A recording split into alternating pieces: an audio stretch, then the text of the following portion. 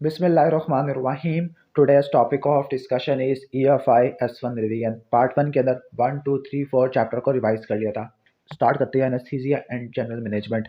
Okay, तो जो anaesthesia होता है ना, जो जीए होता है, बड़ी बड़ी सर्जरी के लिए हम अप्लाई करते होते हैं। फॉर एग्जांपल कोलेसिस्टेक्टमी या पेंडेक्टमी करना है तो आपने जीए देना होता है। अब जो जनरल एनेस्थीसिया के कुछ स्टेप्स होते हैं, फॉर एग्जांपल इंडक्शन है, मसल रिलैक्सेशन है, मेंटेनेंस ऑफ एनेस्थीसिया और फिर इसकी रिवर्सल आ जाती है। जो इसका इंडक्शन होता है आईवी ड्रग से कर सकते हो या इनहेलेशन से कर सकते हो। आईवी ड्रग में मोस्ट कॉमन प्रोपोफॉल है और इनहेलेशन के अंदर सीवोफ्लोरिन इस्तेमाल करते हैं। फिर इसके बाद आपने मसल की रिलैक्सेशन करनी होती है। अब जो मसल की रिलैक्सेशन होती है दो तरह के ग्रुप से कर सकते हैं, डीपोलराइजिंग और नॉन डीपोलराइजिंग न्यूरोमस्कुलर ब्लॉकेड है। तो जो डीपोलराइजिंग होती है इसमें सक्सा मेथोनियम आ जाती है, इसको सक्सिनाइलकोलिन कहते हैं। इसके 3 साइड इफेक्ट होते हैं। निमोनिक है 3H, हाइपरकैलेमिया, हाइपोटेंशन और हाइपरथर्मिया। मैलिग्नेंट हाइपरथर्मिया होता है और मैलिग्नेंट हाइपरथर्मिया के लिए ड्रग ऑफ चॉइस डांट्रोलिन होता है। इसके बाद आपने इंट्यूबेट करना होता है, वेंटिलेट करना होता है, उसको रिवर्स करना होता है। What are the common complication of GA? तो जीए की क्या कॉम्प्लिकेशन हो सकती है? फॉर एग्जांपल इंट्यूबेशन की कॉम्प्लिकेशन हो सकती है। फॉर एग्जांपल इंट्यूबेशन फेल हो चुकी है, या फिर क्या हो सकता है, trauma to the lips, teeth, pharynx या लैरिंक्स हो जाएगा। नंबर 2 इसोफेजियल इंट्यूबेशन हो गया या ब्रोंकियल इंट्यूबेशन हो गया, इसोफेगस की परफोरेशन हो गया या ब्रोंको या लारिंजोस्पाज्म आपको देखने को मिल रहा है, या जो गैस्ट्रिक कंटेंट है उसकी एस्पिरेशन वगैरह हो गया। रिस्पिरेटरी कॉम्प्लिकेशन के अंदर ARDS निमोनिया हो सकता है और कुछ ड्रग्स की कॉम्प्लिकेशन हो सकती है। फॉर एग्जांपल हैलोथिन की वजह से 3H बताए थे, हाइपोटेंशन, हाइपरकैलेमिया और हाइपरथर्मिया होता है। इसके बाद नेक्स्ट है लाइक आइसोफ्लोरिन। आइसोफ्लोरिन की वजह से आपको क्या देखने को मिलता है? रिस्पिरेटरी डिप्रेशन आपको देखने को मिलता है। जो सक्सामेथोनियम होता है इसकी वजह से क्या होता है? हाइपरकैलेमिया होता है और हाइपरथर्मिया आपको देखने को मिलता होता है। क्लियर। इसके बाद क्वेश्चन नंबर 2 के अंदर चलते हैं। जीए में एयरवे को कैसे मेंटेन करते हैं? चिन लिफ्ट से और जाथ से करते होते हैं। ग्यूडल एयरवे या टंग को होल्ड कर लेते हैं। नंबर 3 सुप्राग्लॉटिक डिवाइस है और नंबर 4 एंडोट्रैकियल ट्यूब इंट्यूबेशन होती है। तो चिन लिफ्ट, जाथ, ग्यूडल एयरवे, सुप्राग्लॉटिक डिवाइस और एंडोट्रैकियल ट्यूब इंट्यूबेशन आ जाती होती है। नेक्स्ट हम क्वेश्चन पे चलते होते हैं। जीए का क्या ट्राइड होता है? जीए में अमनीजिया, एनाल्जेसिया और मसल रिलैक्सेशन देखने को मिलती है। इसके बाद है कि अगर आपने लाइक स्पाइनल एनेस्थीसिया देना है जो कि बूपी बकेन से देते हैं, तो किन किन लेयर्स को क्रॉस करना होगा? स्किन, सबक्यूटेनियस टिश्यू, फिर इसके बाद दो लिगामेंट आते हैं, सुप्रास्पाइनस, इंटरस्पाइनस लिगामेंट है, लिगामेंटम फ्लैवम है, एपिड्यूरल स्पेस है, ड्यूरा, सब ड्यूरल स्पेस, रेक्टाइड मैटर और सब रेक्टाइड स्पेस आ जाती होती है। ओके, इसके बाद अगर आपने थैराइडेक्टमी करनी है तो आपने जीए देना होता है। ओके, क्लियर, ठीक हो गया। तो जीए में आपने किन किन चीज़ों को मॉनिटर करना होता है? फॉर एग्जांपल वास्कुलर पैरामीटर के अंदर ईसीजी और ब्लड प्रेशर देख लेते हैं। एडिक्वेसी और वेंटिलेशन को देखने के लिए इंस्पायर्ड ऑक्सीजन कितनी है, ऑक्सीजन की सैचुरेशन कितनी है और एंड टाइडल CO2 कंसंट्रेशन है। इसके अलावा टेम्परेचर है, दूसरे वाइटल्स है, यूरिन आउटपुट है और सीवीपी को मॉनिटर कर सकते होते हैं। Okay, what are the objective of anaesthetist? तो जो एनेस्थेसिस्ट होता है उसके क्या काम होते हैं? नंबर 1 एनेस्थीसिया प्रोवाइड करना, नंबर 2 हीमोडायनामिक स्टेबिलिटी को मेंटेन करना, नंबर 3 मसल की रिलैक्सेशन करा देना ताकि ईजीटी को प्लेस कर सके, नंबर 4 फ्लूइड की बैलेंस है और पेन को कंट्रोल करना। इसके अलावा एनेस्थीसिया को रिवर्स भी करना होता है। What are the advantages of GA? तो जीए के क्या एडवांटेज होते हैं? पेशेंट स्ट्रेस फ्री होता है, तमाम तरह की सर्जरी कर सकते हैं, यहाँ तक कि हार्ट की और न्यूरो सर्जरी भी कर सकते हैं, पेशेंट को किसी भी पोजीशन में लिटा सकते हैं और लास्ट में लॉन्ग टर्म एनेस्थीसिया होता है। नेक्स्ट हम चलते हैं स्पाइनल एनेस्थीसिया वाले टॉपिक पर। ओके, तो जो स्पाइनल एनेस्थीसिया ना लोअर लिम्स की सर्जरी में ऑब्स्टैटिक प्रोसीजर में हम करते होते हैं। फॉर एग्जांपल अगर किसी को लेफ्ट साइडेड इंग्वाइनल हर्निया जीए के लिए वो बल्कि वो फिट है कार्डियोलॉजी और एनेस्थेसिस डिपार्टमेंट में, लेकिन फिर भी ना हर्नियोप्लास्टी के लिए आप स्पाइनल एनेस्थीसिया करते होते हैं। अब स्पाइनल एनेस्थीसिया की क्या कॉम्प्लिकेशन देखने को मिलती है? मोस्ट कॉमन ओके कॉम्प्लिकेशन को दो में डिवाइड करना है, अर्ली और लेट होती है। अर्ली के अंदर हाइपोटेंशन है, स्पाइनल कॉर्ड की इंजरी आपको देखने को मिल सकती है, पैरास्थीसिया है, रिस्पिरेटरी पैरालिसिस है या नीडल टूट गई है। लेट कॉम्प्लिकेशन के अंदर मोस्ट कॉमन स्पाइनल हेडेक होती है, इसके अलावा बैक एक है, रीनल रिटेंशन है, डिस्क प्रोलैप्स है या एक्स्ट्रा ड्यूरल वैसल डैमेज हो चुकी है। मेन रट्टा मार लो, इमीडिएट के अंदर हाइपोटेंशन और लेट के अंदर स्पाइनल हेडेक आ जाती होती है। प्रिकॉशनरी मेजर्स, ओके, अपने स्पाइनल हेडेक में कभी भी ओपियाइड्स ऐड नहीं करने, अदरवाइज रिस्पिरेटरी डिप्रेशन हो जाएगी। और हाइपोवोलीमिया और कार्डियोवास्कुलर डिजीज में आपने एहतियात रखनी होती है। नंबर 3 आपने ना ड्यूला के पंक्चर को लिमिट करना होता है। इसके अलावा लिम्स की या लेग की एलिवेशन आपने करनी होती है, ओके, ताकि ड्यूरल हेडेक कम से कम हो। इसके बाद बेयर्स ब्लॉक होता है। बेयर्स ब्लॉक को क्या बोलते हैं? Okay, total IV regional block, okay, IV regional block हम बोलते हैं, बेयर्स ब्लॉक कहते होते हैं। जो बेयर्स ब्लॉक होता है ना, ये प्रालो केस से करते होते हैं, जिसकी वजह से क्या हो सकता है? मेथिमोग्लोबिनीमिया वगैरह हो सकता होता है। तो ये जो बेयर्स ब्लॉक होता है ना, ये अपर लिम्ब की सर्जरी के लिए करते होते हैं। सबसे पहले क्या करेंगे, स्मार्च बैंडेज अप्लाई करेंगे। फिर हम क्या करेंगे, दो तरह के कफ अप्लाई करते हैं, डबल टॉनिक होता है, ओके, डबल टॉनिक होता है। और जो डबल टॉनिक में जो प्रॉक्सिमल कफ है उसको इन्फ्लेट करेंगे, फिर आप प्रालोकेन को इंजेक्ट कर दोगे on the back of the hand होता है। ट्रांस लेकर 10 मिनट के बाद डिस्टल कफ को इन्फ्लेट कर दोगे, प्रॉक्सिमल वाले को डिफ्लेट कर दोगे, ओके। फिर आपने क्या करना होता है, लोकल एनेस्थीसिया जो होता है ना वो टिश्यूज में 20 मिनट तक रहता होता है, जब तक आपने सर्जरी फिनिश कर लेनी होती है। इसके बाद जो प्रालोकेन के साइड इफेक्ट होते हैं ना, वो मेथियोग्लोबिनीमिया हो सकता है। और जो बियर्स ब्लॉक होता है उसमें लाइडोकेन भी इस्तेमाल कर सकते हैं, लेकिन बुप्रीविकेन कभी भी इस्तेमाल नहीं करना होता। What are the techniques of local anaesthesia? तो जो लोकल एनेस्थीसिया के अंदर टॉपिकल एनेस्थीसिया आता है, क्लियर। और टॉपिकल की एग्जांपल आप बता सकते हो, लाइक लिग्नोकेन आ जाती है, 4% लिग्नोकेन, ईएमएलए आ जाती है और कुकीन आ जाती है। तो टेक्निक फॉर लोकल एनेस्थीसिया के अंदर टॉपिकल एनेस्थीसिया, लोकल इन्फिल्ट्रेशन है, रीजनल नर्व ब्लॉक्स हैं, ओके। और लास्ट में आ जाता है सेंट्रल न्यूरोएक्सियल ब्लॉक आ जाती है, स्पाइनल एपिड्यूरल एनेस्थीसिया आ जाएगा। What is the comparison between spinal और एपिड्यूरल? ओके, जो स्पाइनल होता है, ये स्पाइनल कॉर्ड जहाँ खत्म होती है ना, उससे L1 L2 से नीचे करते होते हैं, mostly L3 L4 L4 L5 के दरमियान में करते होते हैं। एपिड्यूरल वाला किसी भी स्पेस पे किसी भी जगह पे कर सकते हैं। जो स्पाइनल एनेस्थीसिया होता है सबरेक्नाइड स्पेस में देते हैं, एपिड्यूरल वाला एपिड्यूरल स्पेस में देते हैं। आइडेंटिफिकेशन कैसे करते हैं स्पाइनल वाले की? जब सीएसएफ आ जाएगा, एपिड्यूरल की कैसे करोगे? लॉस ऑफ रेजिस्टेंस से होगा। डोज कितनी होती है स्पाइनल में? 2.5 से लेकर 3.5 होती है। एपिड्यूरल में 15 से लेकर 20 ml बुप्रीविकेन होता है, ओके। स्पाइनल एनेस्थीसिया का जो ऑनसेट होता है वो रैपिड होता है, एपिड्यूरल का स्लो ऑनसेट होता है, ओके। ऑनसेट रैपिड होता है स्पाइनल का, हाइपोटेंशन भी ज्यादा देखने को मिलती है और हार्ट अटैक भी आपको देखने को मिलता होता है, क्लियर, सही हो गया। इसके बाद मेथड्स ऑफ एपिड्यूरल एनाल्जेसिया, तो क्या क्या मेथड्स होते हैं? लाइक नंबर 1 इन्फॉर्म कंसेंट दिया है, इसे मेथड्स ने इसको स्टेप बताना चाहिए था। सबसे पहले पोजीशनिंग होती है, लैटरल डिक्यूबिटस या सिटिंग पोजीशन होती है। नंबर 2 क्या होता है? प्रोजेक्शन होती है, मीडियन, पैरामीडियन या टेलर जिसको बोलते हैं, मॉडिफाइड पैरामीडियन होती है। सबसे इंपॉर्टेंट है पंक्चर आपने करना होता है, ओके। जो पंक्चर होता है, पंक्चर करने के लिए तोही नीडल इस्तेमाल करते होते हैं, जिसका जो स्टाइलेट होता है सुप्रास्पाइनस लिगामेंट से पास करता है और इंटरस्पाइनस लिगामेंट में चला जाता होता है। फिर आपने स्टाइलेट को रिमूव करना होता है और फिर एपिड्यूरल कैथीटर को इंसर्ट करना होता है, ओके। और 2% xylocaine विद एपिनेफ्रिन या बुप्रीविकेन इंसर्ट कर देते हैं to achieve anaesthesia. In short, पहले प्री ऑफ प्रिपरेशन किया, पोजीशनिंग किया, लैटरल क्यूबिटस पोजीशन है, प्रोजेक्शन मीडियन, पैरामीडियन था, फिर आपने तो ही नीडल इंसर्ट की सुप्रास्पाइनस और इंटरस्पाइनस के अंदर, स्टाइलेट को रिमूव किया, ओके। फिर आपने सिरिंज को एयर या सलाइन के साथ अटैच कर दिया, एपिड्यूरल कैथीटर इंसर्ट किया एपिड्यूरल स्पेस के अंदर, और फिर वहां से आपने 0.5% बुप्रीविकेन इस्तेमाल कर लिया। क्या कॉम्प्लिकेशन हो सकती है? ओके, निमोनिक है, SEN सन, स्पाइनल इंजरी हो सकती है, एपिड्यूरल हेमाटोमा हो सकता है, नर्व डैमेज हो सकती है, और जो हाइपोटेंशन होता है और हेडेक होता है, ये आपको स्पाइनल एनेस्थीसिया में देखने को मिल सकता होता है, ओके। स्पाइनल एनेस्थीसिया की जो लेट कॉम्प्लिकेशन होती है वो स्पाइनल हेडेक होता है, ओके। और जो 25% में देखने को मिलता है due to leakage of CSF होता है। जो हेड होता है वो हेडेक होता है, वो ऑक्सीपिटल होता है, सिटिंग या स्टैंडिंग पोजीशन से वर्स्ट हो जाता है। वो कैसे ठीक करोगे? खुद ब खुद 3 दिनों के बाद खुद ब खुद ठीक हो जाता है, लेकिन बेड रेस्ट लेने से, कॉफी लेनी है, प्लेंटी ऑफ वाटर है, एनाल्जेसिया अप्लाई करना है, और एपिड्यूरल ब्लड पैच, ये सबसे इंपॉर्टेंट होता है, एपिड्यूरल ब्लड पैच होता है। इसके बाद what are the indication of epidural anaesthesia? तो epidural anaesthesia post operative analgesia भी प्रोवाइड करता होता है अगर आप ओपिएट्स वगैरह इस्तेमाल कर लोगे। मेजर सर्जरी में इस्तेमाल करते हैं, फॉर एग्जांपल अगर किसी को ब्लंट ट्रॉमा है विदाउट रिब फ्रैक्चर है, थोरैसिक एब्डोमिनल या ऑर्थोपेडिक या वास्कुलर सर्जरी में, जो ऑब्स्टेट्रिक सिजेरियन सेक्शन में इस्तेमाल करते होते हैं। मेन ऑब्स्टेट्रिक सिजेरियन सेक्शन है, एब्डोमेन की वास्कुलर सर्जरी में या नॉन सर्जिकल प्रॉब्लम में भी इस्तेमाल कर सकते हैं, फॉर एग्जांपल एंजाइना पेक्टोरिस है, एक्यूट पैंक्रेटाइटिस है, इनके पेन रिलीफ को कर सकते होते हैं। इसके बाद है कि एक पेशेंट है जिसको अपर लिम्ब में कुछ स्वेलिंग है, तो अपर लिम्ब के एनेस्थीसिया के लिए बेयर्स ब्लॉक इस्तेमाल करते हैं। बेयर्स ब्लॉक में कौन सी ड्रग होती है? प्राइलोकिन होती है। बरट्टा मार लेना, प्राइलोकिन की जो डोज होती है ना, 6 mg पर केजी होती है विदाउट एपिनेफ्रिन, और विद एपिनेफ्रिन 9 होती है। लाइडोकेन या लिग्नोकेन की जो डोज होती है ना, या जाइलोकेन की, वो 3 mg होती है विदाउट एपिनेफ्रिन, और 7 होती है विद एपिनेफ्रिन होता है। What are the complication of local anaesthesia? तो लोकल एनेस्थीसिया की वजह से इन्फेक्शन हो सकता है, ओके। हीमाटोमा बन सकता है, कार्डिक एरिथमियास हो सकते हैं, डिक्रीज कॉन्शियसनेस और डिक्रीज कन्वलियन है। 4 सी रट्टा मार लेना, cardiac arrhythmia, cardiac arrest, consciousness और कन्वलियन, ये आपको देखने को मिलती होती है, क्लियर। इसके बाद नेक्स्ट हम आगे चलते होते हैं रीजनल एनेस्थीसिया। तो रीजनल एनेस्थीसिया का क्या मतलब होता है? लोकल एनेस्थेटिक एरिया हम उसी एरिया में डाल देते हैं ताकि पेन की सेंसेशन ब्लॉक हो सके। अब लोकल एनेस्थीसिया के क्या फायदे होते हैं? नंबर 1, मॉर्बिडिटी, मोर्टेलिटी होने के चांसेस कम होते हैं, स्पेशली रिस्पिरेटरी या सीवियस डिजीज वाले पेशेंट में। नंबर 2, एक्सीलेंट पेन रिलीफ होता है in the post operative phase, खासतौर पर ओपियाइड्स हम यूज करते हैं पोस्ट ऑपरेटिव पेन रिलीफ के लिए इन case of epidural anaesthesia. Question number 11 के अंदर आ जाती है, ओके। जो एनेस्थीसिया होता है 2 तरह का होता है, जनरल या लोकल होता है। लोकल में न्यूरल ब्लॉक आ जाती है, for example transversus abdominis block आ जाएगा, या IV regional block, for example Bier's block है। स्पाइनल एनेस्थीसिया या एपिड्यूरल एनेस्थीसिया आ जाएगा। जो प्रेफर्ड टाइप ऑफ एनेस्थीसिया होता है वो स्पाइनल होता है, क्यों? क्योंकि इकोनॉमिकल होता है, ओके।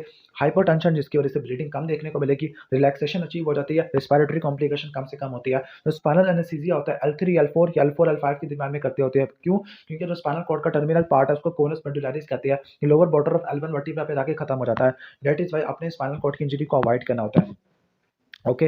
मेरिट्स क्या है? ओके, जीए, जीए पे आप तमाम तरह की सर्जरी कर सकते हैं अंडर दिस प्रोसीजर। ओके, लेकिन और ठीक है, और लोकल एनेस्थीसिया का क्या मेरिट होता है? इसमें कॉन्शियसनेस रिटेन रहती है। लेकिन डीमेरिट्स क्या है? जीए की वजह से हाइपोटेंशन देखने को मिलता है, कार्डियक एरिथमियास या ब्रोंकोस्पाज़म हो सकते हैं, और लोकल एनेस्थीसिया की वजह से हाइपोटेंशन है, पोस्ट ऑपरेटिव डिलीरियम आपको देखने को मिल सकता है। स्पाइनल एनेस्थीसिया के अंदर जो लोकल एनेस्थेटिक होता है लाइक 0.5% बुप्रीवकीन है, सबरेक्नाइड स्पेस में इंजेक्ट कर देते होते हैं to cause loss of sympathetic tone, sensation और मोटर फंक्शन, इस तीनों को खत्म कर देते होते हैं। जो सिम्पैथेटिक ब्लॉक होता है वो सेंसरी ब्लॉक से 3 सेगमेंट ऊपर होता है, जो मोटर ब्लॉक होता है वो सेंसरी से 3 सेगमेंट नीचे होता है, मोटर नीचे, सिम्पैथेटिक वाला ऊपर। पोजीशनिंग क्या होती है? वंस अगेन सेम है, लैटरल डिक्यूबिटस पोजीशन है, क्लियर। जो स्पाइन होती है फुली फ्लेक्स्ड होती है। ड्रग आप बुप्री वगैरह इस्तेमाल करते हैं, इसकी जो टाइप्स होती है, कौन-कौन सी टाइप्स आपको देखने को मिलती है? ओके, पहले तो आपने रट्टा मारना है कॉर्डल, जो कि L5 के लेवल पे होती है। इसके बाद स्पाइनल है, स्पाइनल में आपका हाई, मिड, लो स्पाइनल है, T6, T10, L1 आ जाएगा और यूनिलैटरल स्पाइनल आ जाएगा। इसके बाद जो पेन होता है, जो क्रॉनिक पेन है उसकी 3 टाइप होती है, नॉक्सियोसेप्टिव, न्यूरोपैथिक और साइकोजेनिक पेन होता है, क्लियर। अगर आपने पेन को रिलीव करना है मैलिग्नेंसी में तब क्या करोगे? बिनाइन डिजीज में रिलीव करना है तब क्या करोगे? अगर मैलिग्नेंसी में करना है तो ओरल मॉर्फिन यूज करते हैं, स्लो रिलीजिंग एंटेरिक कोटिन होती है, ओरल मॉर्फिन दे दोगे, क्लियर। इसके अलावा या फिर ओपियाइड्स सबक्यूटेनियसली दे सकते होते हैं, या एपिड्यूरल या इंट्राथीकली दे सकते हैं। नंबर 3, न्यूरोलाइसिस कर सकते हैं जिसमें लाइफ एक्सपेक्टेंसी कम है। लास्ट में पेलिएटिव हार्मोनल या रेडियोथेरेपी वगैरह कर सकते होते हैं। जो न्यूरोलाइसिस है ना, इसमें मजीद पॉइंट ऐड करने चाहिए थे मुझे, लाइक सब costal phenol injection ribs metastasis में करते हैं, coeliac plexus block pancreatic gastric या हेपेटिक कैंसर में करते हैं। तो मैलिग्नेंसी में कैसे पेन को रिलीव करते हैं? ओरल मॉर्फिन से, क्लियर, सबकुटेनियस मॉर्फिन से, न्यूरोलाइसिस से, पेलिएटिव हार्मोनल या रेडियोथेरेपी से। और अगर बिनाइन डिजीज के बारे में बात आ जाए तो आपने क्या करना होता है? एम्पुटेशन करने से पहले पेन को कंट्रोल करना है to avoid phantom limb syndrome है, लोकल एनेस्थेटिक और स्टीरॉइड अप्लाई करते हैं अराउंड द नर्व जिसकी वजह से मसल का स्पाज्म कम हो जाता है। ट्रांसक्यूटेनियस नर्व स्टिमुलेशन है जिसकी वजह से एंडोर्फिन की प्रोडक्शन बढ़ जाती है। ट्राइजेमिनल न्यूरैल्जिया के लिए आपने क्या करना होता है? नर्व की डिकम्प्रेशन आपने करनी होती है, क्लियर। ऑलमोस्ट ये हो जाएगा हमारा। इसके बाद नेक्स्ट हम आगे चलते हैं। WHO स्टेप लेटर होता है, फर्स्ट स्टेप है, सेकंड स्टेप है, थर्ड स्टेप होता है। फर्स्ट स्टेप है आपका एस्पिरिन है, पैरासिटामोल है, एनसेड इस्तेमाल करते हैं, एस्पिरिन, एनसेड, पैरासिटामोल है, ओके, TC और एंटी कन्वल्सेंट है। सेकंड स्टेप पे आपको क्या क्या इस्तेमाल करते हैं? कोडीन, ट्रामाडोल और डेक्स्ट्रोप्रोपोक्सिफिन है, ठीक हो गया। कोडीन और ट्रामाडोल अट्टा मार लो, वहाँ पे एस्पिरिन, एनसेड, पैरासिटामोल है। थर्ड स्टेप पे मॉर्फिन ऐड करते होते हैं। ओके, पेशेंट कंट्रोल्ड एनाल्जेसिया वो टेक्निक है जिसमें पेशेंट खुद ब खुद ड्रग लेता है, administer a small amount of drug, opiates लेता है थ्रू द एपिड्यूरल या आईवी रूट्स होता है, ठीक हो गया। ओके, और ये मशीन होती है जिसको बोलते हैं पेशेंट कंट्रोल्ड एनाल्जेसिया पंप। इसमें सिरिंज होती है और इसमें एक स्पेसिफिक डोज होती है ड्रग की। इसके एडवांटेज क्या होती है? इंप्रूव पेन रिलीव होता है, ओके, पेशेंट की सेटिस्फैक्शन हो जाती है, सिडेशन की चांसेस कम होती है, और पोस्ट ऑपरेटिव कॉम्प्लिकेशन भी रिलेटिवली कम देखने को मिलती होती है, क्लियर। इसके बाद एक पेशेंट है जिसको कैंसर ऑफ हेडोपेनक्रियाज है, उसकी वजह से पेन हो रहा है, तो उसके लिए आप सिलिक प्लेक्सिस ब्लॉक करते हैं। कैसे करते हैं? अल्कोहल से करते होते हैं। अगर रिब्स की मेटास्टेसिस होता तो सब कोस्टल फिनोल इंजेक्शन है, ओके। और अगर स्पाइनल थैलेमिक ट्रैक को आपने डिवाइड करना था तो आपने परक्यूटेनियस एंटीरोलैटरल कॉर्डोटमी आपने करनी होती है, क्लियर। ऑलमोस्ट ये हो जाएगा हमारा।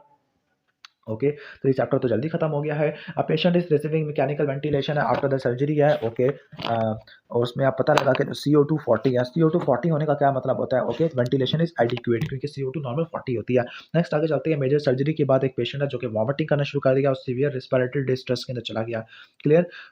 फर्स्ट पोस्ट ऑपरेटिव डे पे है, तो आपने इस केस में क्या करना होता है? आपने इसमें एंडोट्रैकियल इंट्यूबेशन करनी है, उसकी सक्शनिंग आपने करनी होती है, ओके। एयरवे को आपने सिक्योर करना होता है। 20 ईयर ओल्ड फीमेल है, इसको जीए देना है फॉर द अपेंडेक्टमी होता है। तो जो बेस्ट इंडक्शन एजेंट है वो आपका प्रोपोफॉल होता है। आईवी में इनहेलेशन में आपका सिवाफ्लोरिन आता है। आईवी इंजेक्शन टू द 25 साल का स्कूल टीचर है जिसको आईवी इंजेक्शन देना है before the putting endotracheal tube. कौन सा इंजेक्शन देते हैं? मसल रिलैक्सेंट का देते होते हैं, सक्सामेथोनियम का, ताकि ईटीटी आराम से हम डाल सके।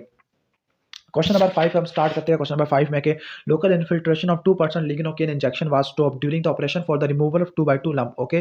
तो लिग्नोकेन का इंजेक्शन क्यों रोक दिया?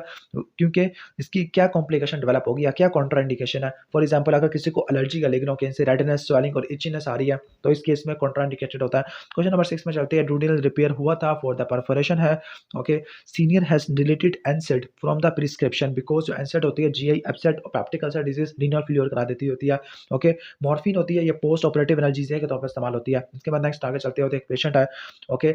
जीए देना, जीए के लिए आईवी ड्रग कौन सी होती है? प्रोपोफॉल आपको होती है, क्लियर। इसके बाद नेक्स्ट आगे चलते होते हैं, ओके। एक पेशेंट है जिसको स्पाइनल एनेस्थीसिया दिया, हेडेक हो रहा है, फीवर हो रहा है, पूरी रात सो नहीं सका ऑक्सीपिटल हेडेक की वजह से। तो ये क्यों होता है?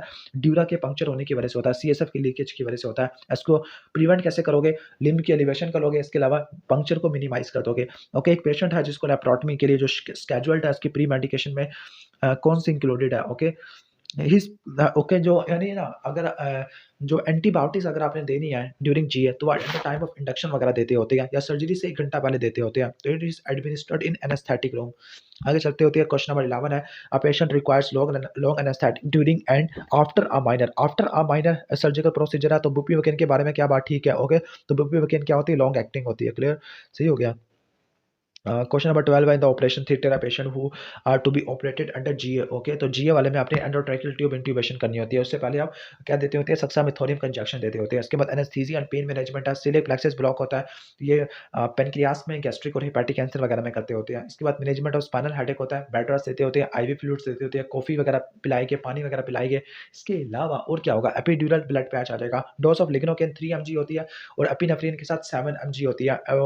ट्राइलोकेन की कितनी थी, 6 और 9 थी, क्लियर। ट्राइड ऑफ जी है तो लॉस ऑफ कॉन्शियसनेस, एमनीजिया, एनाल्जीसिया और मसल रिलैक्सेशन आपको देखने को मिलती है। Systemic side effect of topical anaesthesia की वजह से मैंने 4 सी बताए थे, कार्डिक एरिथमिया आपको मैंने बताया था, इसके अलावा कार्डिक अरेस्ट बताया था, कन्वलियन और अनकॉन्शियसनेस या लॉस ऑफ कॉन्शियसनेस है, ओके। इसके बाद नेक्स्ट हम आगे चलते हैं, मैक्सिमम डोज ऑफ लाइडोकेन, तो बड़ा अजीबोगरीब लिख दिया है, 7 mg होती है वैसे। Why the legs are raised after spinal anaesthesia, ताकि स्पाइनल हेडेक कम से कम हो। एंटीबायोटिक जो कि न्यूरोमस्कुलर ब्लॉकेज के साथ इंटरफेयर करती है, वो आपके माइनोग्लाइकोसाइड होती है, ओके। अगर किसी को अपर लिम्ब में कुछ स्वेलिंग वगैरह है, ओके, बल्कि इंजेक्शन की वजह से अगर कोई फ्लक्चुएंट स्वेलिंग हो गई, हीमाटोमा बन गया, तो आपने होट फेमेंटेशन अप्लाई करना है और एनाल्जेसिया देना होता है।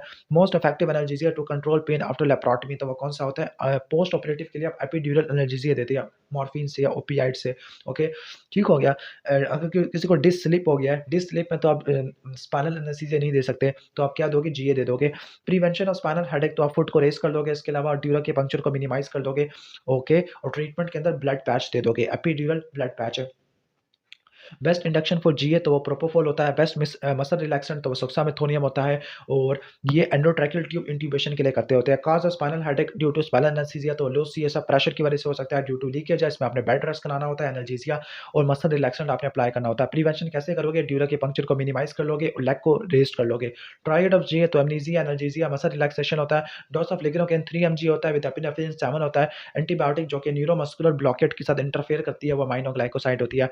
नेक्स्ट क्वेश्चन है, नेक्स्ट चैप्टर है सर्जिकल साइड इन्फेक्शन वाला। ये वो चैप्टर है जिससे मुझे बहुत ज़्यादा नफरत है, बहुत ज़्यादा नफरत है। स्टीरिलाइजेशन और डिसइंफेक्शन में क्या फ़र्क होता है, स्टीरिलाइजेशन के अंदर तमाम माइक्रोबियल लाइफ को किल कर देते हैं, डिसइंफेक्शन के अंदर हम क्या करते हैं, नंबर को कम कर देते हैं, ओके। स्टीरिलाइजेशन के अंदर वेजिटेटिव सेल और स्पोर्स दोनों को किल करते हैं, डिसइंफेक्शन के अंदर सिर्फ वेजिटेटिव सेल को किल करते हैं। जो स्टीरिलाइजेशन होती है एनिमेट ऑब्जेक्ट पे अप्लाई करते हैं, डिसइंफेक्शन इन एनिमेट ऑब्जेक्ट पे अप्लाई करते होते हैं, ओके। जिंदा मुर्दा बात कर रहे हैं। मेथड यूज, तो स्टीरिलाइजेशन के अंदर हीट है, इरेडिएशन है, हीट, रेडिएशन, केमिकल या फिल्ट्रेशन मेथड इस्तेमाल करते हैं। डिसइंफेक्शन के अंदर केमिकल मेथड है, like phenol, alcohol, chlorine, iodine है। एग्जांपल में आउटोक्लेविंग, जबकि डिसइंफेक्शन में पास्चुराइजेशन आ जाती है। What are the methods of sterilisation, जो स्टीरिलाइजेशन होती है हीट की वजह से हो सकती है, रेडिएशन की वजह से हो सकती है, फिल्ट्रेशन या केमिकल मेथड की वजह से हो सकती है। हीट के अंदर ड्राई हीट है और मॉइस्ट हीट आ जाएगा। रेडिएशन के अंदर आयोनाइजिंग रेडिएशन और नॉन आयोनाइजिंग रेडिएशन है, ओके। फिल्ट्रेशन के अंदर एस्बेस्टोस आ जाएगा और केमिकल्स के अंदर लिक्विड और गैसेस आ जाती है। स्टीरिलाइजेशन ऑफ डिस्पोजेबल आर्टिकल्स, तो कैसे डिस्पोजेबल आर्टिकल्स की स्टीरिलाइजेशन करते हैं, ओके। निमोनिक है एज, ओके। जो डिस्पोजेबल आर्टिकल्स होते हैं उनके लिए क्या करोगे, एज करोगे। ए से ऑटोक्लेविंग है, जी से गामा रेडिएशन है, ई से इथाइलिन ऑक्साइड आ जाती होती है। इसके बाद नेक्स्ट चलती है, अगर आपने हॉस्पिटल के इन्फेक्शन को प्रिवेंट करना है तो क्या ऐसे प्रिवेंट करोगे, बहुत ज़्यादा जनरल चीज़ लिखी हुई है। नंबर 1 हैंड की हाइजीन करोगे, ओके। नंबर 2 इन्फेक्शन की असेसमेंट वगैरह देखोगे। इसके अलावा safe management and care of environment है, सेफ मैनेजमेंट ऑफ इक्विपमेंट्स है, लाइनन की मैनेजमेंट अच्छे से करोगे। प्रोटेक्टिव पर्सनल प्रोटेक्टिव इक्विपमेंट सबसे इंपॉर्टेंट होता है, रिस्पिरेटरी और कफ हाइजीन है, okay. Personal protective equipment, hand washing, respiratory और कफ हाइजीन, ये सबसे इंपॉर्टेंट पॉइंट्स होते हैं, ओके। इसके बाद है, इसके अलावा safe management of blood and body fluids, occupational safety आ जाता है। अगर ओटीज की लैब्स की वार्ड की स्टीरिलाइजेशन करनी है तो कैसे करोगे, बीटा प्रोपियानोलैक्टोन और फॉर्मलिन से करोगे, मेनली बीटा प्रोपियानोलैक्टोन होता है, ओके। ओटीज के लिए, वार्ड्स के लिए होता है, क्लियर। इसके बाद नेक्स्ट हम आगे चलते हैं, okay. Safer reuse of instrument, के सेफर रीयूज ऑफ इंस्ट्रूमेंट इसको कैसे इंश्योर करोगे। नंबर 1 आपने स्टीम आउटोक्लेविंग करनी है, 121 डिग्री सेंटीग्रेड वाली करते हैं फॉर 15 मिनट्स, ओके, ठीक है। सर्जिकल इंस्ट्रूमेंट के लिए अगर हॉट एयर ओवन है, एंड जो हॉट एयर ओवन होता है किसके लिए करते होते हैं, जो ग्लास सिरिंजेस है या फिर टेस्ट ट्यूब है, फ्लास्क है, इनके लिए करते होते हैं। इथाइलिन ऑक्साइड ये जो प्लास्टिक वाले होती है, लाइक हार्ट लंग मशीन या रेस्पिरेटर्स वाला प्लास्टिक इंस्ट्रूमेंट के लिए इस्तेमाल करते हैं। पैरासिटिक एसिड ये मेनली करते होते हैं हम एंडोस्कोपीज के लिए, वैसे एंडोस्कोपी के लिए आपका ग्लूटाराइड होता है, और ठीक हो गया, ओके। तो स्टेरिलाइजेशन आपने करनी है और 2% ग्लूटाराल्डिहाइड जो कि एंडोस्कोपी को स्टेरिलाइज करने के लिए होता है। अगर थर्मामीटर की स्टेरिलाइजेशन करनी है तो आपने आइसोप्रोपाइल अल्कोहल आपने इस्तेमाल करनी होती है। क्लियर? इसके बाद हम आगे चलते हैं। सर्जिकल साइट इन्फेक्शन है। सर्जिकल साइट इन्फेक्शन को कैसे डिफाइन करते हैं कि सर्जिकल वुंड वाले पेशेंट में इन्फेक्शन होता है विद इन द 30 डेज या 1 साल के अंदर। ओके, अगर पेशेंट ने कोई इम्प्लांट वगैरह लिया हुआ है, ठीक हो गया। ओके, अब यहाँ पे ना क्लास 4 लिखा हुआ है, surgical site infection class 4। Class 4 कब लेबल करते होते हैं, ये क्लासेस लिखी हुई है। ओके, 4 तरह के होते हैं, क्लीन, क्लीन कंटामिनेटेड, कंटामिनेटेड और डर्टी होता है। क्लीन में क्या होता है, अगर कोई विस्कस ओपन नहीं किया, ओके, तो वो क्लीन होता है। क्लीन कंटामिनेटेड के अंदर विस्कस ओपन किया लेकिन स्पिलेज कम से कम है। कंटामिनेटेड के अंदर आपने विस्कस को ओपन किया यानी विस्तारा को ओपन किया लेकिन मैक्सिमम स्पिलेज या इन्फ्लेमेशन देखने को मिल रही है। और जो फोर्थ वाला होता है डर्टी होता है। डर्टी में क्या होता है, पस परफोरेशन या इंसियन थ्रू द एब्सेस, ये आपको देखने को मिलता होता है। अब जो क्लीन वुंड होता है इसकी एग्जांपल होती है हर्नियोरेफी, जो आपका क्लीन कंटामिनेटेड होता है। इसमें वो तमाम सर्जरी आ जाती है जो इलेक्टिव होती है। फॉर एग्जांपल अपेंडेक्टमी कंटामिनेटेड के अंदर इमरजेंसी सर्जरी आ जाती है। For example fresh traumatic wound और डर्टी के अंदर आपका पेंडिकुलर एब्सेस आ जाता है। प्रोफाइलैक्सिस कैसे देते होते हैं, अब इसको याद कैसे करना है। अब infection rate with prophylaxis and without prophylaxis. Okay, तो पहले रट्टा मारना है 1 2 3 6 7। जो 1 to 2 होती है वो क्लीन में होती है, 3 होती है क्लीन कंटामिनेटेड में, 6 होती है कंटामिनेटेड में और जो 7 होती है डर्टी में देखने को मिलती है। और आपने इसको डबल करते रहना है तो ये विदाउट प्रोफाइलैक्सिस बन जाएगा। लाइक 1 से लेकर 2 है ये सेम जाएगा। जो 3 वाला होता है उसको डबल किया 6 बन जाएगा, 6 को डबल किया 12 बन जाएगा, 7 को डबल किया 14 है लेकिन 14 को 40 बना दो। क्लियर? सही हो गया। तो ऑलमोस्ट ये पॉइंट हो जाएगी हमारे। अच्छा, थर्मामीटर को स्टेरिलाइज करने के लिए आइसोप्रोपाइल अल्कोहल होती है जो, और हैंड वॉश का जो सब्स्टिट्यूट होता है वो अल्कोहलिक हैंड जेल है। मैंने कभी भी नाम नहीं सुना इसका, अल्कोहलिक हैंड जेल का। Okay, scrubbed used before the surgery, तो वो अल्कोहल बेस्ड क्लोरहेक्सिडिन से आपने उसको स्टेरिलाइज करना होता है स्क्रब्स वगैरह को। ठीक हो गया। ओके, इसके बाद सर्जिकल साइट इन्फेक्शन है। सर्जिकल साइट इन्फेक्शन के प्रिवेंशन कैसे करेंगे इसको आपने ध्यान से समझना है। ओके, तो इसको आपने 3 में डिवाइड करना है। प्री ऑपरेटिव ओटी में क्या केयर होगी और प्रोफाइलैक्टिक एंटीबायोटिक है, और उसके बाद आपने होस्ट के डिफेंस को इनहांस करना है।